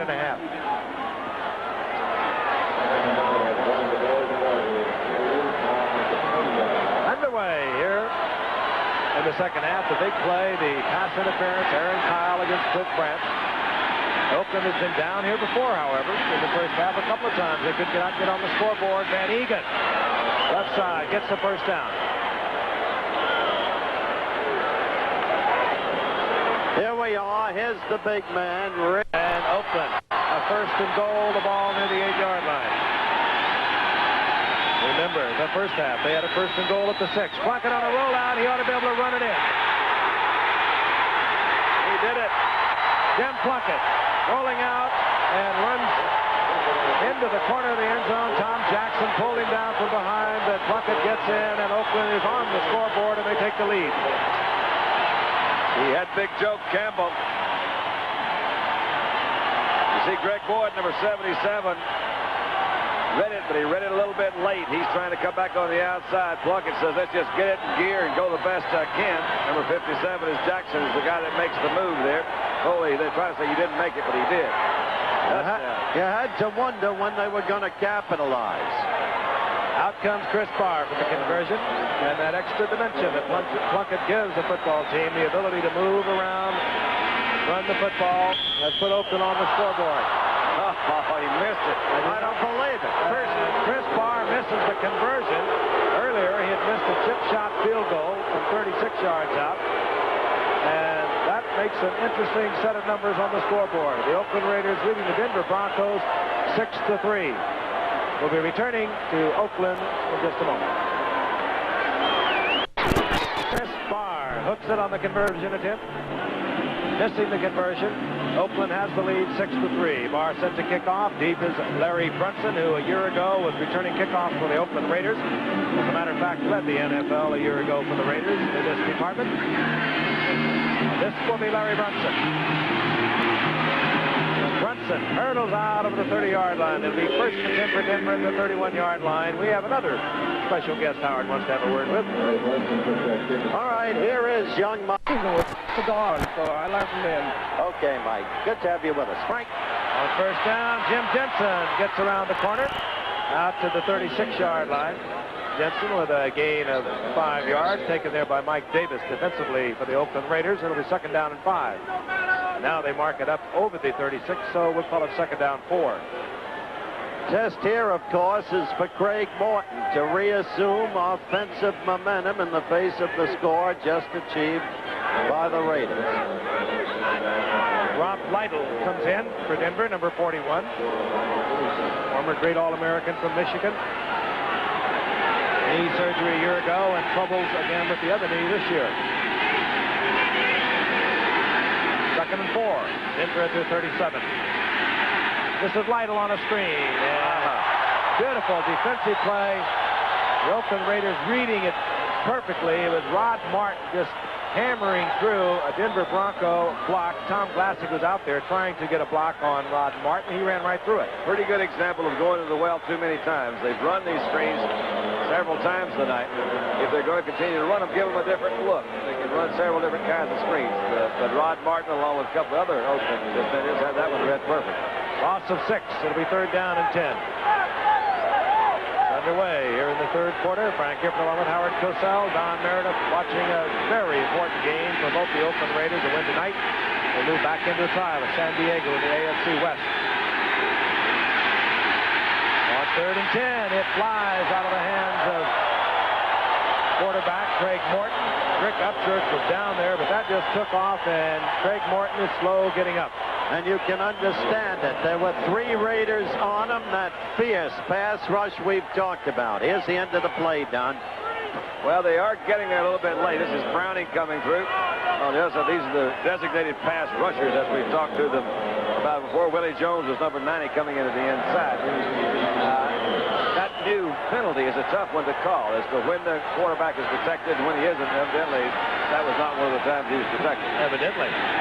Press rate just low off the side of his foot, and Iron Matthews watches it roll and trickle closer to the Oakland goal. And now it's thrown dead inside the 28-yard line, and that will be Oakland's possession. We're in the third quarter with 9:03 remaining. Oakland leading Denver 6-3. We're back in Oakland, and the Oakland Raiders now in command at 6-3. Have a 1st and 10, the ball at their own 27-yard line.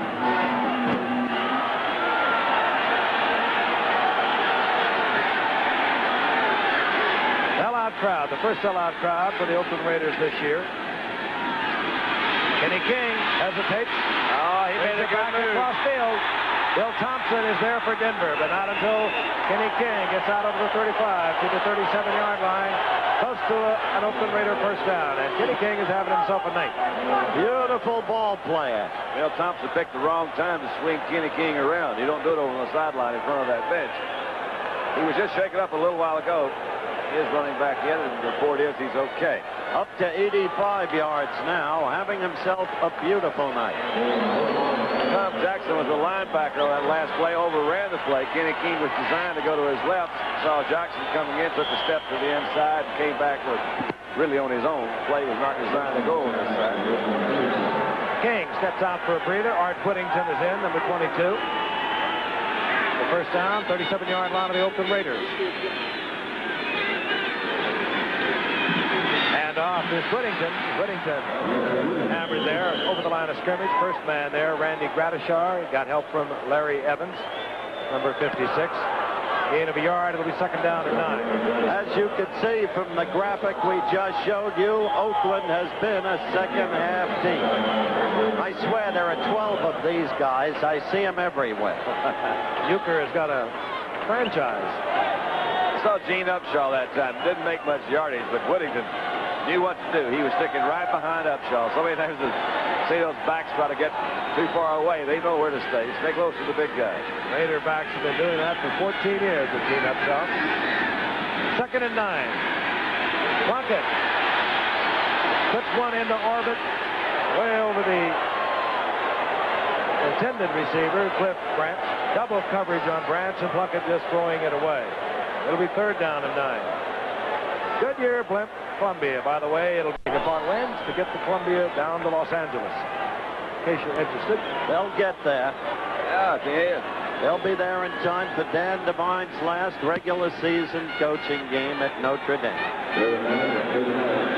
3rd down 9. The Oakland Raiders up their own 38. And they come with a draw play. Art Whittington. And Whittington scrambling and battling close to the first down. He might be a half a yard short. Rob Nairn, 58, made the stop for Denver. And it does appear as if Whittington, on a good call, by the way, Denver thinking totally pass, comes up about a half a yard or maybe a full yard short of the first. Oakland disagrees with the official's location of the football, but they'll have to accept it. And out trots Ray Guy. He's ran the ball a couple of times for first downs for the Oakland Raiders. And he's 1 for 1 in the passing department. Of course, the Denver Broncos, well aware of those numbers on the part of Ray Guy. They'll be very alert for any chicanery as Rick Upchurch settles in at the 10-yard line for Denver. Ray Guy looking for a sideline kick, and he gets another beauty. The second time tonight that Ray Guy has put the ball out at the 11-yard line. And the first time he did it with a 53-yard effort. This one a 43-yard effort. We'll be back in a moment. 7:03 remaining in the third quarter, and it's Oakland 6-3 over the Denver Broncos. The Denver Broncos 7-5, and the Oakland Raiders 8-4. San Diego leading this division. Looking on tonight, San Diego 9-4. 1st and 10, 11-yard line of the Denver Broncos, and here comes Dave Preston. And Preston works his way up for about a 4-yard pickup. Give him 3. It'll be second down and 7. And right now, we were talking about Heisman Award winner George Rogers from South Carolina. That being announced today, we'd like to also welcome WPDE Channel 15 in Florence, South Carolina, to our ABC affiliate family. Welcome aboard, guys. Second down, 7. Ball inside the 15-yard line of the Denver Broncos, who have really not generated a great deal of offense themselves tonight. Oakland moving back and forth between their 20s. And this is Dave Preston. And Preston out to about the 19-yard line. He'll be short of the first down by a couple, maybe 3. Dave Preston, free agent in '78 for the Denver Broncos after he was cut by New England in '77. Here he is. I mentioned problems with a collapsed lung earlier in the year. He's rebounded nicely. Third down 2. Takes a lot of guts for that, too. He's got gizzard. Watson in motion. This is Preston. And Preston gets the first down and more as he moves over the 25 out to the close to the 26-yard line. Interesting call, and they had the flanker back in motion coming back in, and instead of going across the line, he stopped in and blocked that time on Ted Hendricks. So even if you get an extra man on Ted Hendricks, you're doing all right. But a very important series as Craig has now negotiated himself into a position where he can begin to operate with the pass.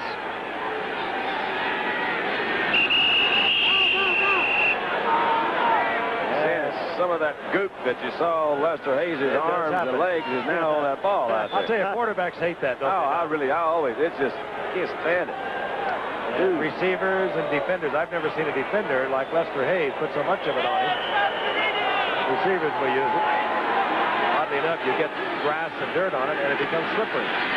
On first down, Morton dumps it to Jensen, and Jensen puts it up in the arms of Rod Martin, interception Oakland. I can't believe that. That is unreal.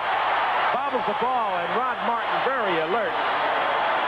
There, and you see the dejection on the part of Craig Morton as Oakland has great field position inside the 30-yard line of Denver. Well, he had an interception earlier. This is his third tonight, but the first one also went through the arms of Riley Odom, but this one was caught, it appears, by Jensen.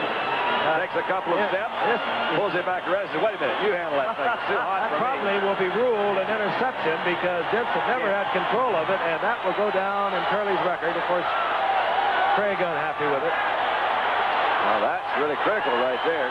Inside the 29-yard line, the ball is marked. 4:54 remaining in the third quarter. Oakland leading 6-3.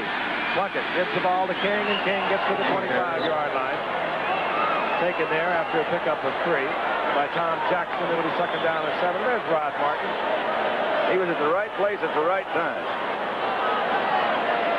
Well, he's an interesting story, like a lot of Oakland stories. Drafted by Oakland in '77. They cut him. San Francisco also cut him that year. Then Oakland re-signed him that year. And now he's a fine starting outside linebacker. That was, we understand, ruled a fumble. So that one will not go down in Craig's book. Second down, 7. Plunkett. Branch. And Branch taken there by Rob Nairn. And Aaron Kyle also in on the play defensively for Denver. And the game is down to about the 21-yard line. Short of the first down. It'll be third down and 2. Big John Matusa. Too small for this game, as Don said. He doesn't look mean either, does he? 6'8", 280. Let me tell you, he's a great reclamation story. He had a lot of personal problems, cleaned them all up, dedicated now. And he said, hi, Dad. I like that. You don't see that too often. Hi, Dad. Third down, a little more than 2 to go for the first down as Denver is stiffening. Denver on the blitz. Plunkett calmly fires the ball, complete. Art Whittington is there, and it's going to be very close to a first down. Larry Evans came out defensively. Crowd is already anticipating it will be short of the first down. They are chanting, go for it, and that's exactly what the Oakland Raiders Tom Flores decides to do, sending in Derek Ramsey, the extra tight end. Especially after what's happened to Barr tonight. Missing a 31-yard chippy and then, unbelievably, a point after. 4th and less than 1. 2:45 remaining in the third quarter. The clock is moving. Oakland leading 6-3. Christensen in motion. Right side, and Kenny King will not get the first down. The ball ripped loose, but it had been blown dead. Now a flag goes down. I'd say they pulled Kenny King back pretty good. That flag might be for a late hit of some sort. Crowd is already anticipating it will be short of the first down. They are chanting, "Go for it," and that's exactly what the Oakland Raiders' Tom Flores decides to do, sending in Derek Ramsey, the extra tight end. Especially after what's happened to Barr tonight. Missing a 31-yard chippy and then, unbelievably, a point after. 4th and less than 1. 2:45 remaining in the third quarter. The clock is moving. Oakland leading 6-3. Christensen in motion. Right side, and Kenny King will not get the first down. The ball ripped loose, but it had been blown dead. Now a flag goes down. I'd say they pulled Kenny King back pretty good. That flag might be for a late hit of some sort. And it's being indicated by one of the Raiders. The penalty is going to go against the Denver Broncos. And the Raider remains on the turf. That's Kenny King that's still down there, Frank. And there's the referee's signal. Personal foul, first against Denver. I believe they had stopped him short of the first down, too. Oh, well short of the first down. And scrambled to pull the ball out. Personal foul was committed. And Kenny King shaken once again.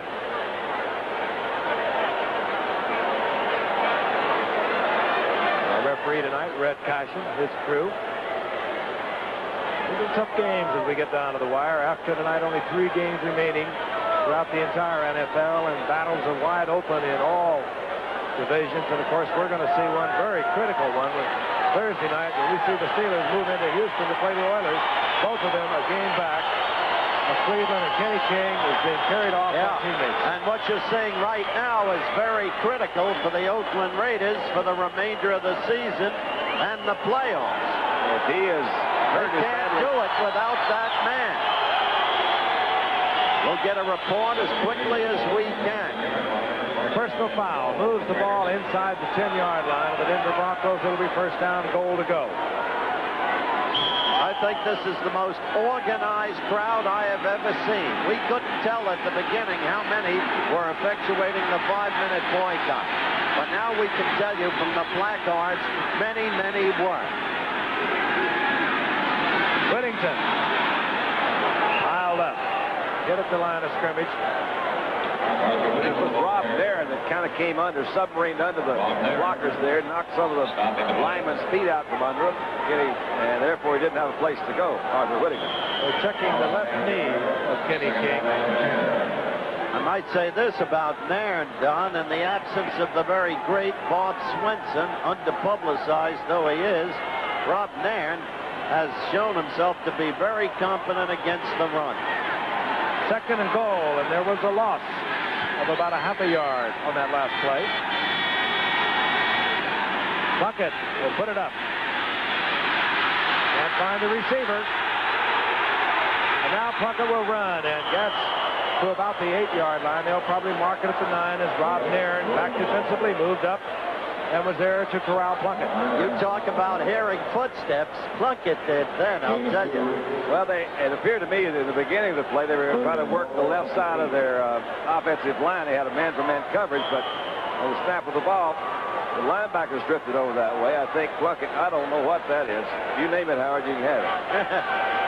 I'll tell you something. Denver really, they get tough down there inside their 20-yard line. The Raiders have moved up and down the field, but they have had trouble getting in. Glenn Madden always raved about Denver's short yardage defense. 3rd and goal. Plunkett to the air. Well, he's got some time this time. Fires in and out of the end zone, incomplete. Going down there, intended for Bob Chandler, and out comes a young man who really must be feeling the heat. Chris Barr missed that chip shot field goal, missed the conversion, and here he is. Chris Barr, of course, with Cincinnati a year ago. Brother Matt Barr with the Pittsburgh Steelers. And like his brother, out of Penn State. 26-yard attempt. Bob Chandler's the holder.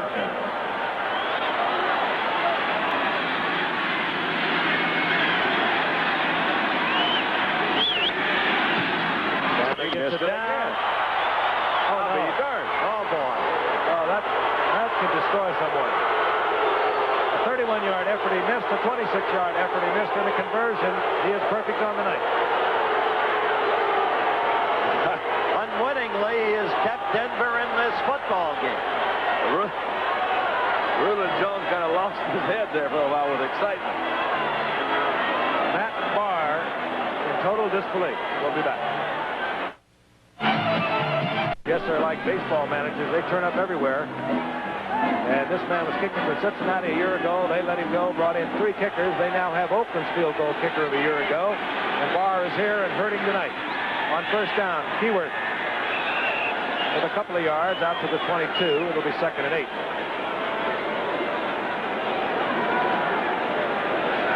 Denver Broncos still in this football game. Miraculously. They ought to award a special medal to Red Miller. Well, it's somebody, or maybe Chris Barr. Somebody, I don't know what it is. They have not been able to. They've gotten a lot of the breaks. Some strange things have happened. Denver just keeps plugging along out there. See the clock wind down in the 3rd quarter. Rob Lytle in, number 41, setback for Denver. Play action by Morton, trying to slow the pass rush. And in and out of the hands of Rick Upchurch, incomplete. Wayne Osteen covering, but again, you saw the pressure, and I don't know, Morton hearing a lot of footsteps around him. He has very little time to get that ball off. I think you get into a rhythm of throwing the ball quickly. You see Kenny King on the sideline. Again, we haven't received any definite word on Well, we know it's his left ankle. Yeah, but okay. Left ankle. We don't know what's wrong with it, but we know it's the left ankle. It's certainly better than the left knee. 3rd down, 8. Preston now split out to the left. Number 46. Watson split to the right.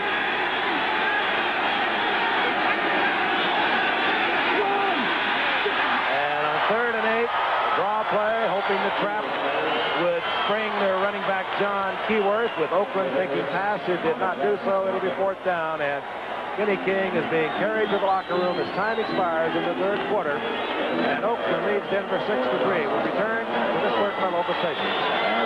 Sideline warming up Matt Robinson. Of course, Matt Robinson came to the Broncos for a number 1 and a number 2 round draft pick from the New York Jets.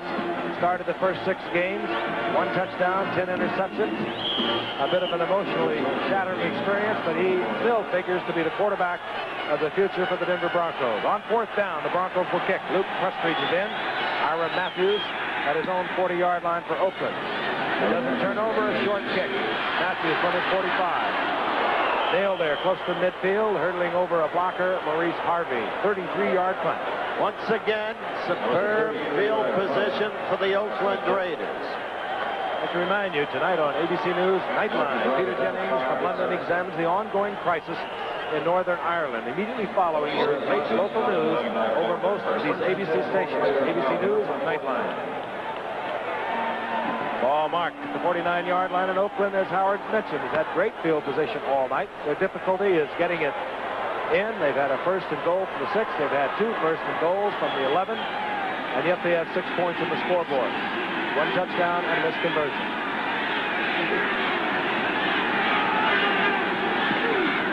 Ruckett on 1st down. The blitz is on. And the screen, it's a call. It's a good one against the blitz. Van Egan. All the way to the 30, and what a time to have the screen on when the blitz is coming. If you can pull it off, you sure got it, because the linebackers are back there rushing the quarterback. Again, it's flipped out to Van Egan. Little play action fake. Lawrence blocking up at the inside. Plunkett drops it back. Jackson couldn't make his way through. Look at Bill Thompson trying to stop right here. Bill says that's too much for me, and Van Egan rolls on for another 4 or 5 yards. Gradishar and Nairn were both in the pass rush. They could not help Jackson. He had 2 blockers. He could not make the play. First down, Oakland, inside the 30-yard line of the Denver Broncos. Plunkett has to reach to hand the ball to Van Egan, and then Van Egan hustles down to the 25, and Denver saying fumble. Tempers beginning to tighten. You know, when you look at the third quarter stats, you can see the difference as Oakland did recover the football, apparently. 4 turnovers for the Broncos, none for the Raiders. Look at that. That's the key statistic. Pickup of a little more than 4 yards. Second down and 6, the ball at the 25-yard line. Chandler split out to the right. Out to the left, the speedster, Cliff Branch. The tight end is Raymond Chester, number 88. And Chandler switched up on Plunkett. He hooked up, seeing the double coverage, and Plunkett just laid it up. And Chandler looking back at Plunkett, saying, well, we don't have it together, guy. Third down and a long 5. And each time Oakland gets into Denver territory, they start to falter. They have done little with the pass tonight, and now they must count on Van Egan to make up for the loss of King. Plunkett 9 of 18 on the night. Stays on the ground. Art Whittington. And it'll be 4th down, and I would not want to be Matt Barr when he comes out on the field, or rather Chris Barr. And he's welcomed by the Raider fans. He missed from 31, he missed from 26, he missed a conversion. He was too close. That's what it was. He's going to get it back a little bit. Kick this with about, what, 42 or 3 yards? You may turn out to be right. He was too close on those others. That's all there was to it. The history of place kickers anyway is a zany thing in this league. Frank could tell you a story about Jim Breach and the Cincinnati Bengals. He used to kick right here in Oakland only a year ago. 43-yard attempt. Chris Barr, Matt's little brother, holding his breath. Sanders puts it down. There you go. Ho!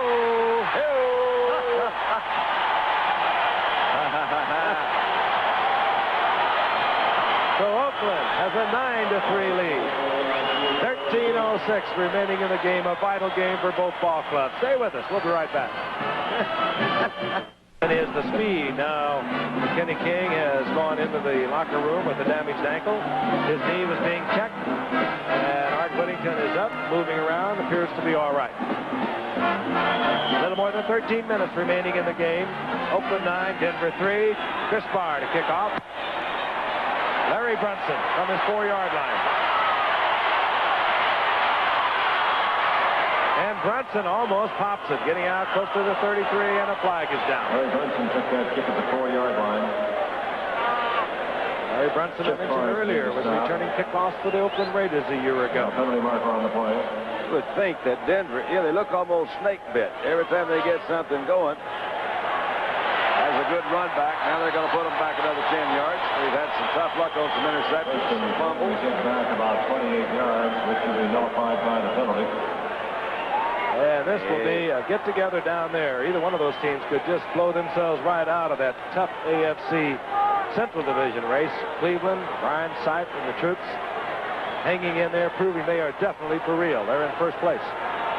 You're right. These Steelers and Oilers, the guy that loses down there Thursday, they're going to have a hard time making that playoff with six losses. And when you consider Oakland's record, speaking in terms of wild card, with Oakland's record, you've got New England in there, you've got a lot of teams with good records.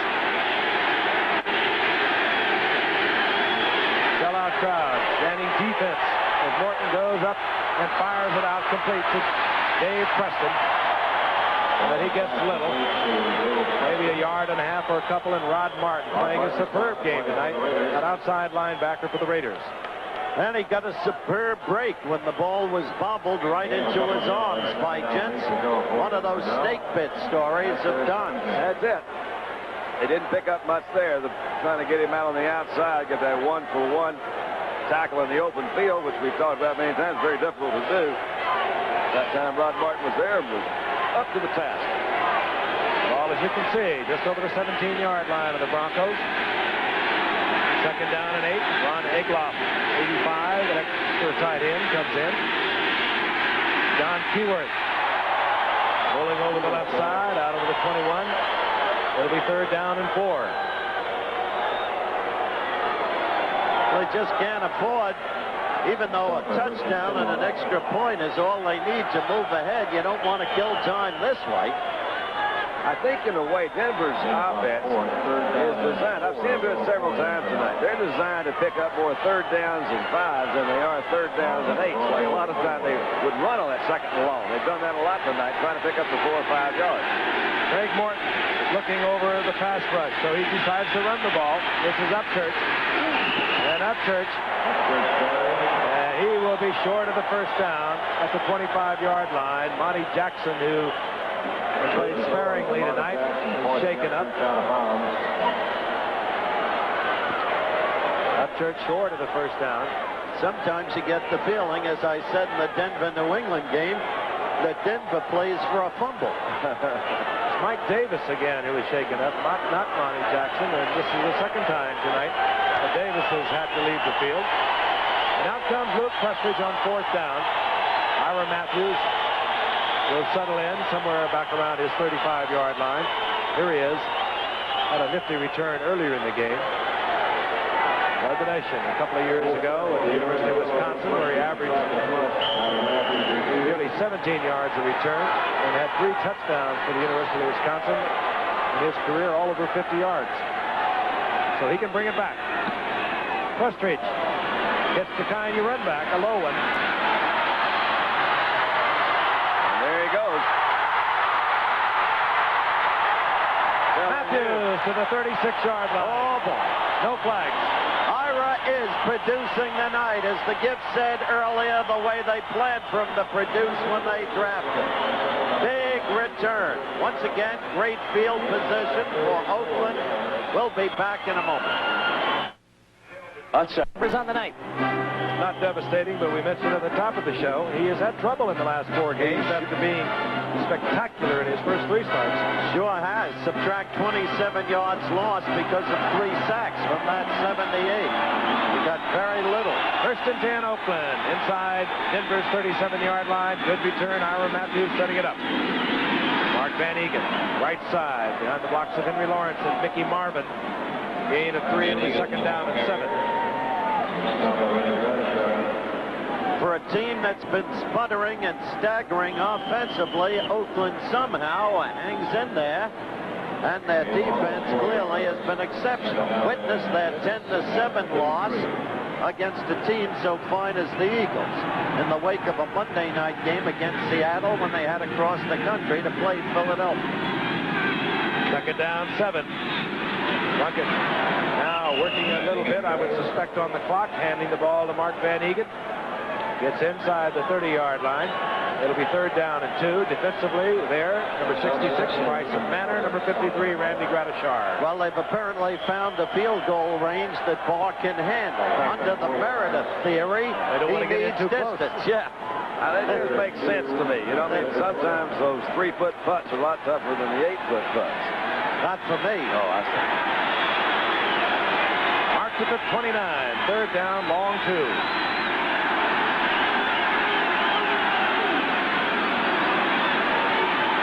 Got him. Chandler, who was in a foot race with Lewis Bright, and one that's hard to win.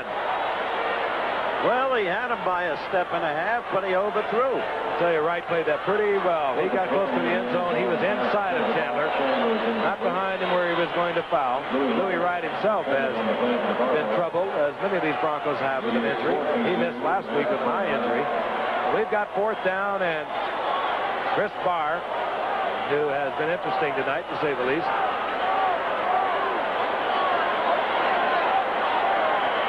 good on his last field goal, officially for 44 yards out. Almost exactly the same place. This will be 47 yards. Chandler, the holder. On its way. Looking at left. And so Denver will take over. They'll have the ball at their own 29-yard line. And we want to remind you once again, college football coming your way on Saturday, the final week of the regular college football season. And we've got a national doubleheader that'll begin 12 o'clock Eastern time. Florida goes against Florida State, and they really get it on that one. Of course, Florida State ranked number 3 in the nation. Good matchup. And then the second part of that doubleheader, USC against Notre Dame, and they've been doing that for longer than I can remember. Most people that follow the game. College football over most of these ABC stations on Saturday. On first down. Over the middle, and it's complete to John Keyworth. They'll mark it at the 34-yard line. A gain of 6. It'll be second down and 4. Almost incredible the way Denver is staying in this game. Now if Craig can muster one drive, put them over. I would think that as many things as they've had that really have not worked for them tonight, that's really true, because honestly they're a touchdown away from getting right back in. I really am disappointed in Oakland's futility to be able to put points on the board, whether it's far or whether they should have scored some touchdowns. Terrible night for Plunkett. Terrible. Second and 4 at Denver's 34-yard line. Rob Lytle on the screen. It's away from one. Later it fumbles the ball, and Oakland has it. Well, and I guess who? Ted Hendricks. His second recovery of the night, but he's been doing that for 12 years. He's always where the ball is. It never changes. Craig Morton, and not really a victim of his own play tonight. No, he should feel disgusted. Well, they've just had something like this on every play. I don't know how you even talk about it. Rob Lytle's got a guy who makes a pretty good move right here to get out and trying to switch the play, switch the ball. It appeared that was, I didn't see who that was out there. I think it's Rod Martin. Did Martin knock it out? Rod Martin fought off the block, took the ball away, and Ted Hendricks got it. 34-yard line. Raiders again. Mark Van Egan. Now what you're going to really have to look for when Chris Park comes out here again. Now they didn't quite have the distance the time before. They were 5 yards to, they need 5 more yards. Now then they're about down there. Van Egan second down. Gets his 5 yards, second down and 5. Getting to be boring. Thing has become funny. Look at the turnovers. There's the real difference. Ball resting at the 29-yard line. Just 9 minutes remaining in the game. Van Egan. He holds on to that football, too. He's not the type of running back who gives it up. He gets a yard and a half. It'll be third down and 3, and there is Ted Hendricks. He is something different. Hi, big guy. You've been doing it since you helped Baltimore win the Super Bowl of 1970. Came up in 69. He is playing in his 171st consecutive game tonight. Third and 2 and the 26. He had 2 fumble recoveries tonight, 3 interceptions on the year. Do something. Third and 3, and Jensen gets the first down for Oakland. Well, last time they did get it, Frank, barring flags. We don't see any. Chris Barr might breathe a sigh of relief. Well, the Bengals had Jim Breach, then they got rid of him. They went through how many? 3 field goals? No, I think Breach is there now. They had 2 others they went through earlier in the year. And Breach, of course, was with Oakland last year. That's Chris right. Barr was with Cincinnati. Place kickers really are like baseball managers. They land on their feet. If they're Billy Morton, they do. They just have to keep packed. And I think I touched on it earlier. It was Fred Steinfort, who originally, now kicking for Denver, originally was drafted by Oakland. Well, Oakland had Bernersky. He's now kicking for San Diego. Get yourself a lot of fancy luggage and keep it packed. Jim Turner still in in retirement. Houston sure could have used him yesterday. First and 10 Oakland, 23-yard line of the Broncos.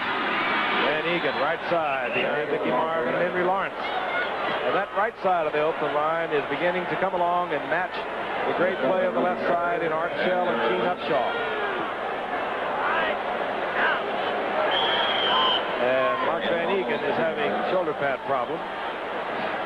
And in comes Derek Jensen. You made a very subtle but very important point, Frank, about the right side of the Oakland line. The answer is lodged in Mickey Marvin and Henry Lawrence. There was a gain of 2. It'll be second down and 8. Inside handoff, and Whittington apparently all right. He gets about a half a yard out of this, and it's going to be third and long for Plunkett. And it's very important for the Oakland Raiders to hang up this 3 points, because they are a touchdown and a conversion from being behind in this game. They lead at the moment 9-3. And less than 6.5 minutes left. The clock working at this point clearly for Oakland. But they got a long yardage situation here. Third and a little more than 7. Chandler goes out to the right and confronts Louis Wright, the cornerback for Denver, and Cliff Branch is split to the left. And that was going to be a reverse, and it was bobbled by Whittington. He could not get the ball to Chandler, and you will never see a reverse set up any better. It really was. But the thing is, they recovered that fumble, so they've still got another shot at that field goal. Chris Barr. No, he's all right now. He's back in that area. That's where he can get them from. He's missed the conversion. He's missed from 31. He's missed from 26. He's missed from 47. He's been successful from 44. All right, that's where he is. All right. You folks believe this game? Don't tell him he's at 43. That's it. He'll do it right there. All he needs is a mild hook, not too much. Here it comes. Will put it out of reach for Denver on a touchdown and conversion. Whoops. Nope, I was wrong. I'm sorry. Bless his heart. That's awful. That is awful. Wow. Chris Barr. And that hurts. We'll be back in a moment. I hope. If we told you our car Is storming. I'm beginning to wonder after this display tonight if the fans still want to save their Raiders. Tough night for young Chris Barr. He's missed 4 field goals, all well within range. Denver has the ball once again. First and 10, their own 25, and still a touchdown and a conversion away from the lead. Flags fly. Procedure call, and it'll go against Denver. I swear, Denver. I don't believe it. Denver's done everything but put points literally on the board for Oakland tonight. And they may do that before it's over. I don't know. No, they can win this game still. It's kind of a Denver way of winning a game, too. They do a lot of this, and they have under Red Miller. They're an opportunistic ball club. They hang in there, they hang in there. Those are the games remaining, of course. One of the key items, should this thing come down to a tie with San Diego with either of these ball clubs, both Denver and Oakland have already split with San Diego. The next tie-breaking procedure is percentage of games won and lost within the division. Oakland's got 2 toughies left. The thing about it, Denver, their remaining games are all against teams in their division. First and 15. Martin. Oh, he's manhandled by Reggie Kinlaw. Back to the 9-yard line. Here's a man that has really come on, a 12th round draft pick. He literally has beaten out Dave Pear, a former Pro Bowler, at that middle nose guard position. And when you beat out Dave Pear, you beat out a man who was one of the most highly regarded players in the league. Who's been with Tampa. There's the replay, and look at Kinlaw. Oh. Kinlaw was there. Matt Millen again from the middle linebacker caused some confusion in that offensive line. They really don't look too sharp out there right now. Second down and 23 as they march the ball where Morton was taken by Kinlaw to the 12-yard line.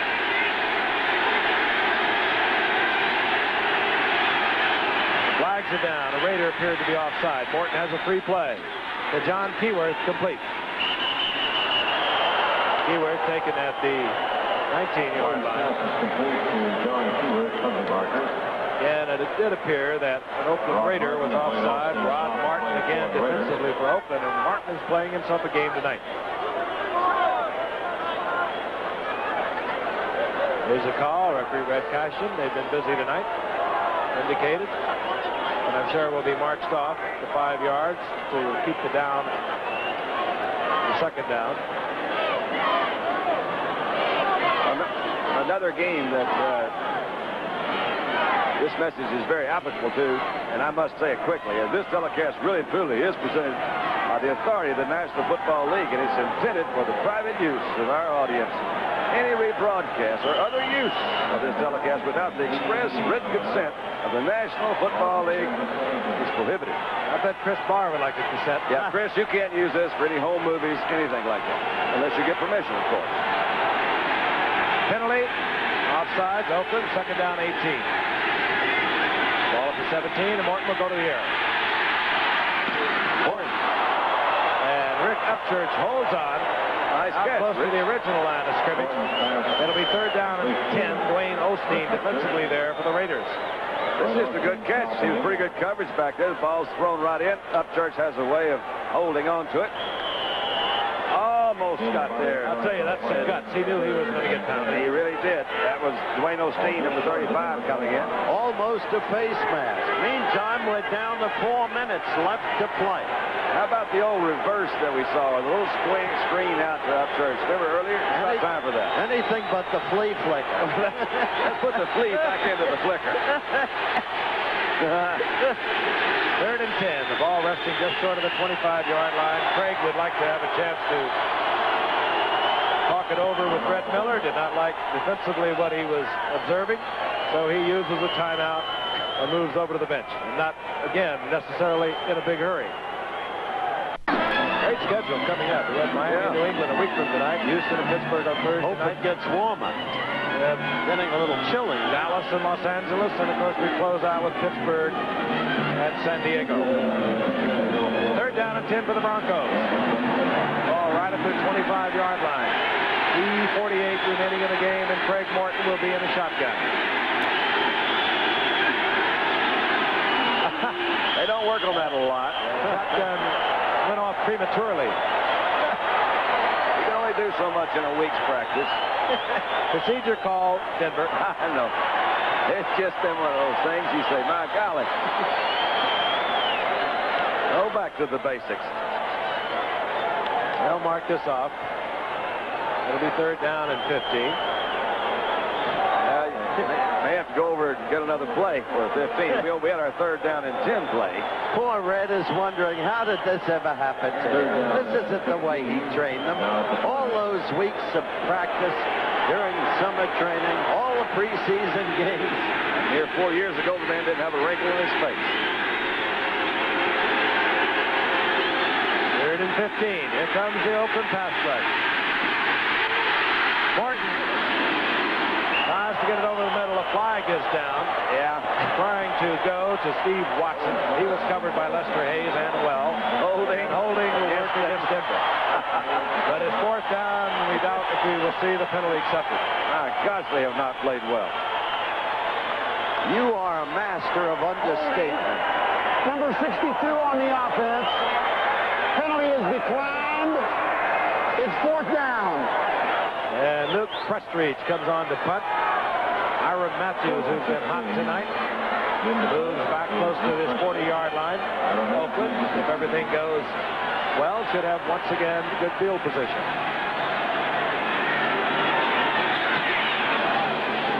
Prestridge again does not get it high, but this time he moves Matthews back to the 30. Matthews nailed there by the special teams of Denver at the 34-yard line. Dave Preston leading the charge. 3:30 remaining in the game. And again, we keep talking about the importance of this game because when you get down to the twilight of the regular NFL season, you get these situations. Denver a 7-5 record. And we'll take a look at the standings. Denver, if they drop this one tonight, and they're in danger of doing just that, they can pretty much well write it off. Remember, you're looking at the Oakland team that beat Pittsburgh 49-35 in a Monday night game. And beat San Diego right here also. And they're struggling tonight. They're not playing good football. But in line with their more recent play, you saw them 2 weeks ago at Seattle when they struggled to victory. Van Egan, ball carrier, gets a yard and a half. It'll be 2nd down and 9. I want to correct that earlier stated score. It was 45-34. Van Egan, interesting ball player. He's always there. Carried the ball over 1,400 times. His longest run from scrimmage, 34 yards. That's a lot of bumps and bruises. Here he is again, Van Egan. Mile left, out close to the 40-yard line. Gain of about 4. It'll be 3rd down and 3. Well, the task is to get Chris Barr into field goal range. Meanwhile, seconds are ticking off for the Denver Broncos. 2:30 and the clock is moving. Now, I think they're going with another strategy. They're going to try to keep the ball away from Chris Barr. They're going to run off tackle and see if they can't eat up 2 minutes and 20 seconds somewhere between the 40-yard line and the goal line. Well, that'd be a good move right Denver there. has used one of their timeouts. 3rd down 4. Whittington. And Whittington a little shy of the 1st down. So it'll be 4th down decision time for the Oakland Raiders. And Denver uses another timeout. They want to stop the clock. They tried to stop it before the 2-minute warning. But the scoreboard clock indicates that we have reached the 2-minute warning. It would really be awful if they used that second timeout of theirs at the 2-minute warning. That figures that could happen too. And if you want to see the most organized crowd in history, let's look at this. You ought to see these fans holding up their placards. Save our Raiders. Save our Raiders. Discussion on the field while the placards are up as to whether or not Denver was able to stop the clock before the 2-minute warning with the timeout.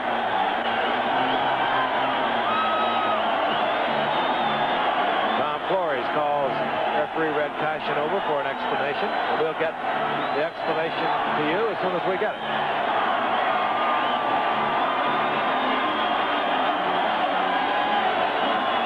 Hear the crowd screaming, save our Raiders. 4th down and a yard. Again, the scoreboard clock indicates 2 minutes remaining.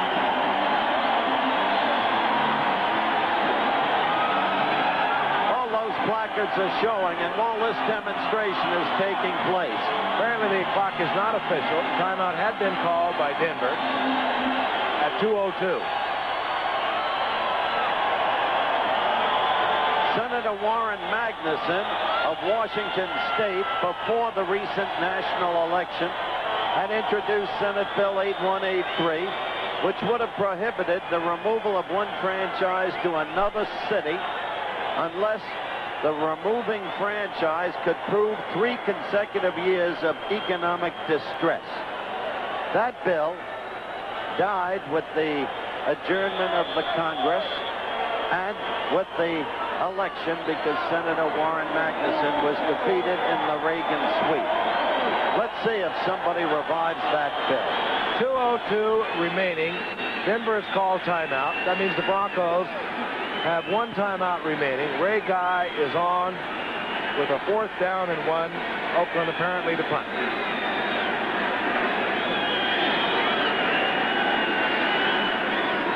And the delay is to, I assume, adjust the clock or to inform both benches that there is indeed 2 minutes and 2 seconds remaining in the game.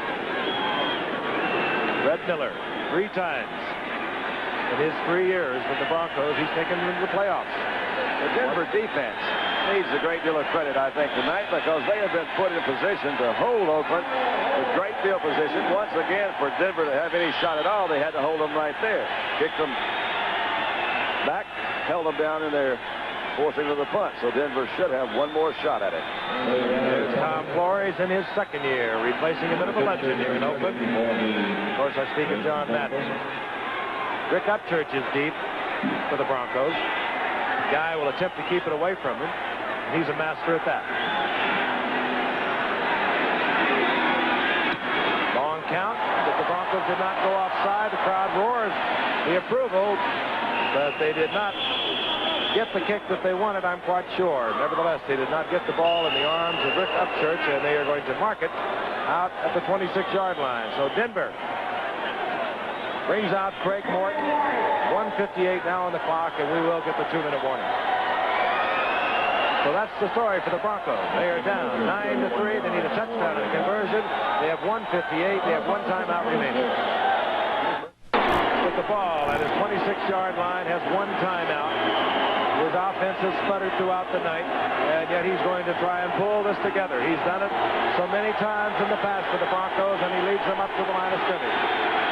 One timeout remaining. Over the middle, and it's complete to John Keyworth. He gets a first down. Not necessarily meaningful at this point. The Broncos must keep the ball in play, conserve that last timeout. A field goal, of course, will not do it. They've got to get the big one. 11, first down and 37. Morton somehow gets it off to Keyworth, incomplete. Well, at least that stops the clock. There's a minute 30 to go. I don't care what the final score is. The losing team will have lost it. No team has won this game. The losing team will have lost it. Second down and 10. Clock stop, 1:30. Denver with the 5 turnovers, the 4 missed field goals, the 1 extra point on the part of Oakland. Interesting game. Not really. Quick count by Morton. Complete. Over the middle. Keyworth out over the 45 to the 46. Complete to John Keyworth. But the Short of clock, the first down. you see the clock counting down. Denver hurrying. Third down. A little more than 2 to go for a first. Morton. Picked off. Goodbye. Picked out off by Dwayne Osteen, the former Ram. He was there.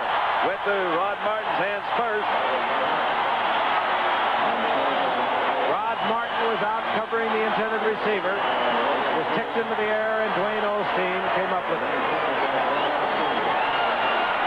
He ran out of magic this time. Had a little time to throw, trying to get it out to Rob Lytle. See, it was deflected. It was not Martin, as a matter of fact. Otis McKinney. Otis McKinney, and then Osteen was there in the back. So now Denver can only stop the clock one time with their one remaining timeout. Denver, the rest of their season. Next Sunday at Kansas City, that won't be easy for them. Then they have Oakland once again at home. Then they close at Seattle. And of course, as we mentioned for the Oakland Raiders, Dallas will be here next Sunday. Dallas, of course, now just one game behind the Eagles. Oakland will finish at Denver, and then they'll have the Giants. That was Van Egan working on the clock, which now shows 1 minute and 1 second as Denver has expired their timeouts.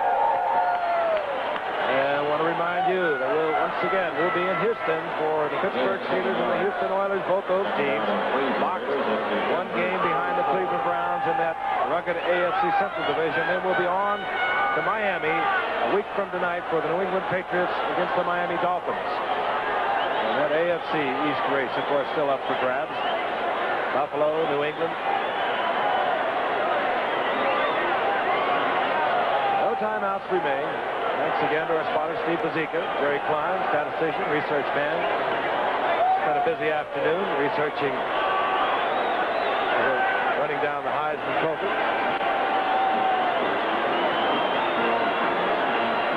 Jim Plunkett, not an artistic success, but it goes as the 7th win for Oakland in 8 games. Well, he's going to get into field goal range. 16th victory on Monday night, too. These guys are amazing on Monday night. Far and away the best.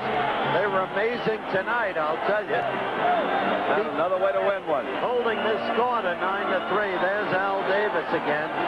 16 consecutive years in winning records. That is the best in the history of the NFL. Going back to the Bears of the late 30s and early 40s. There's Dwayne Osteen, starter for the Rams last year. And Plunkett falls on the football. They'll have to do it one more time. This game will be history.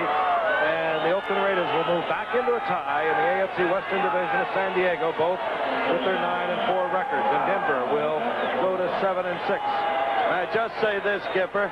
They're going to have to play better than this to beat the Dallas Cowboys, that's for sure. And they're going to have to play better than they played tonight to beat that man and his team, Denver, in Mile High Stadium, because it's a different ball game there.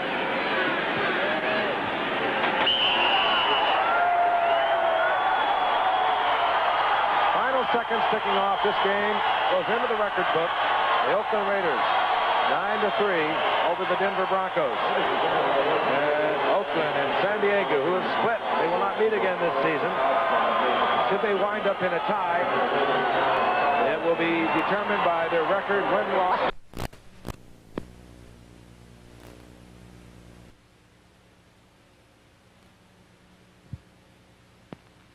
Here it goes.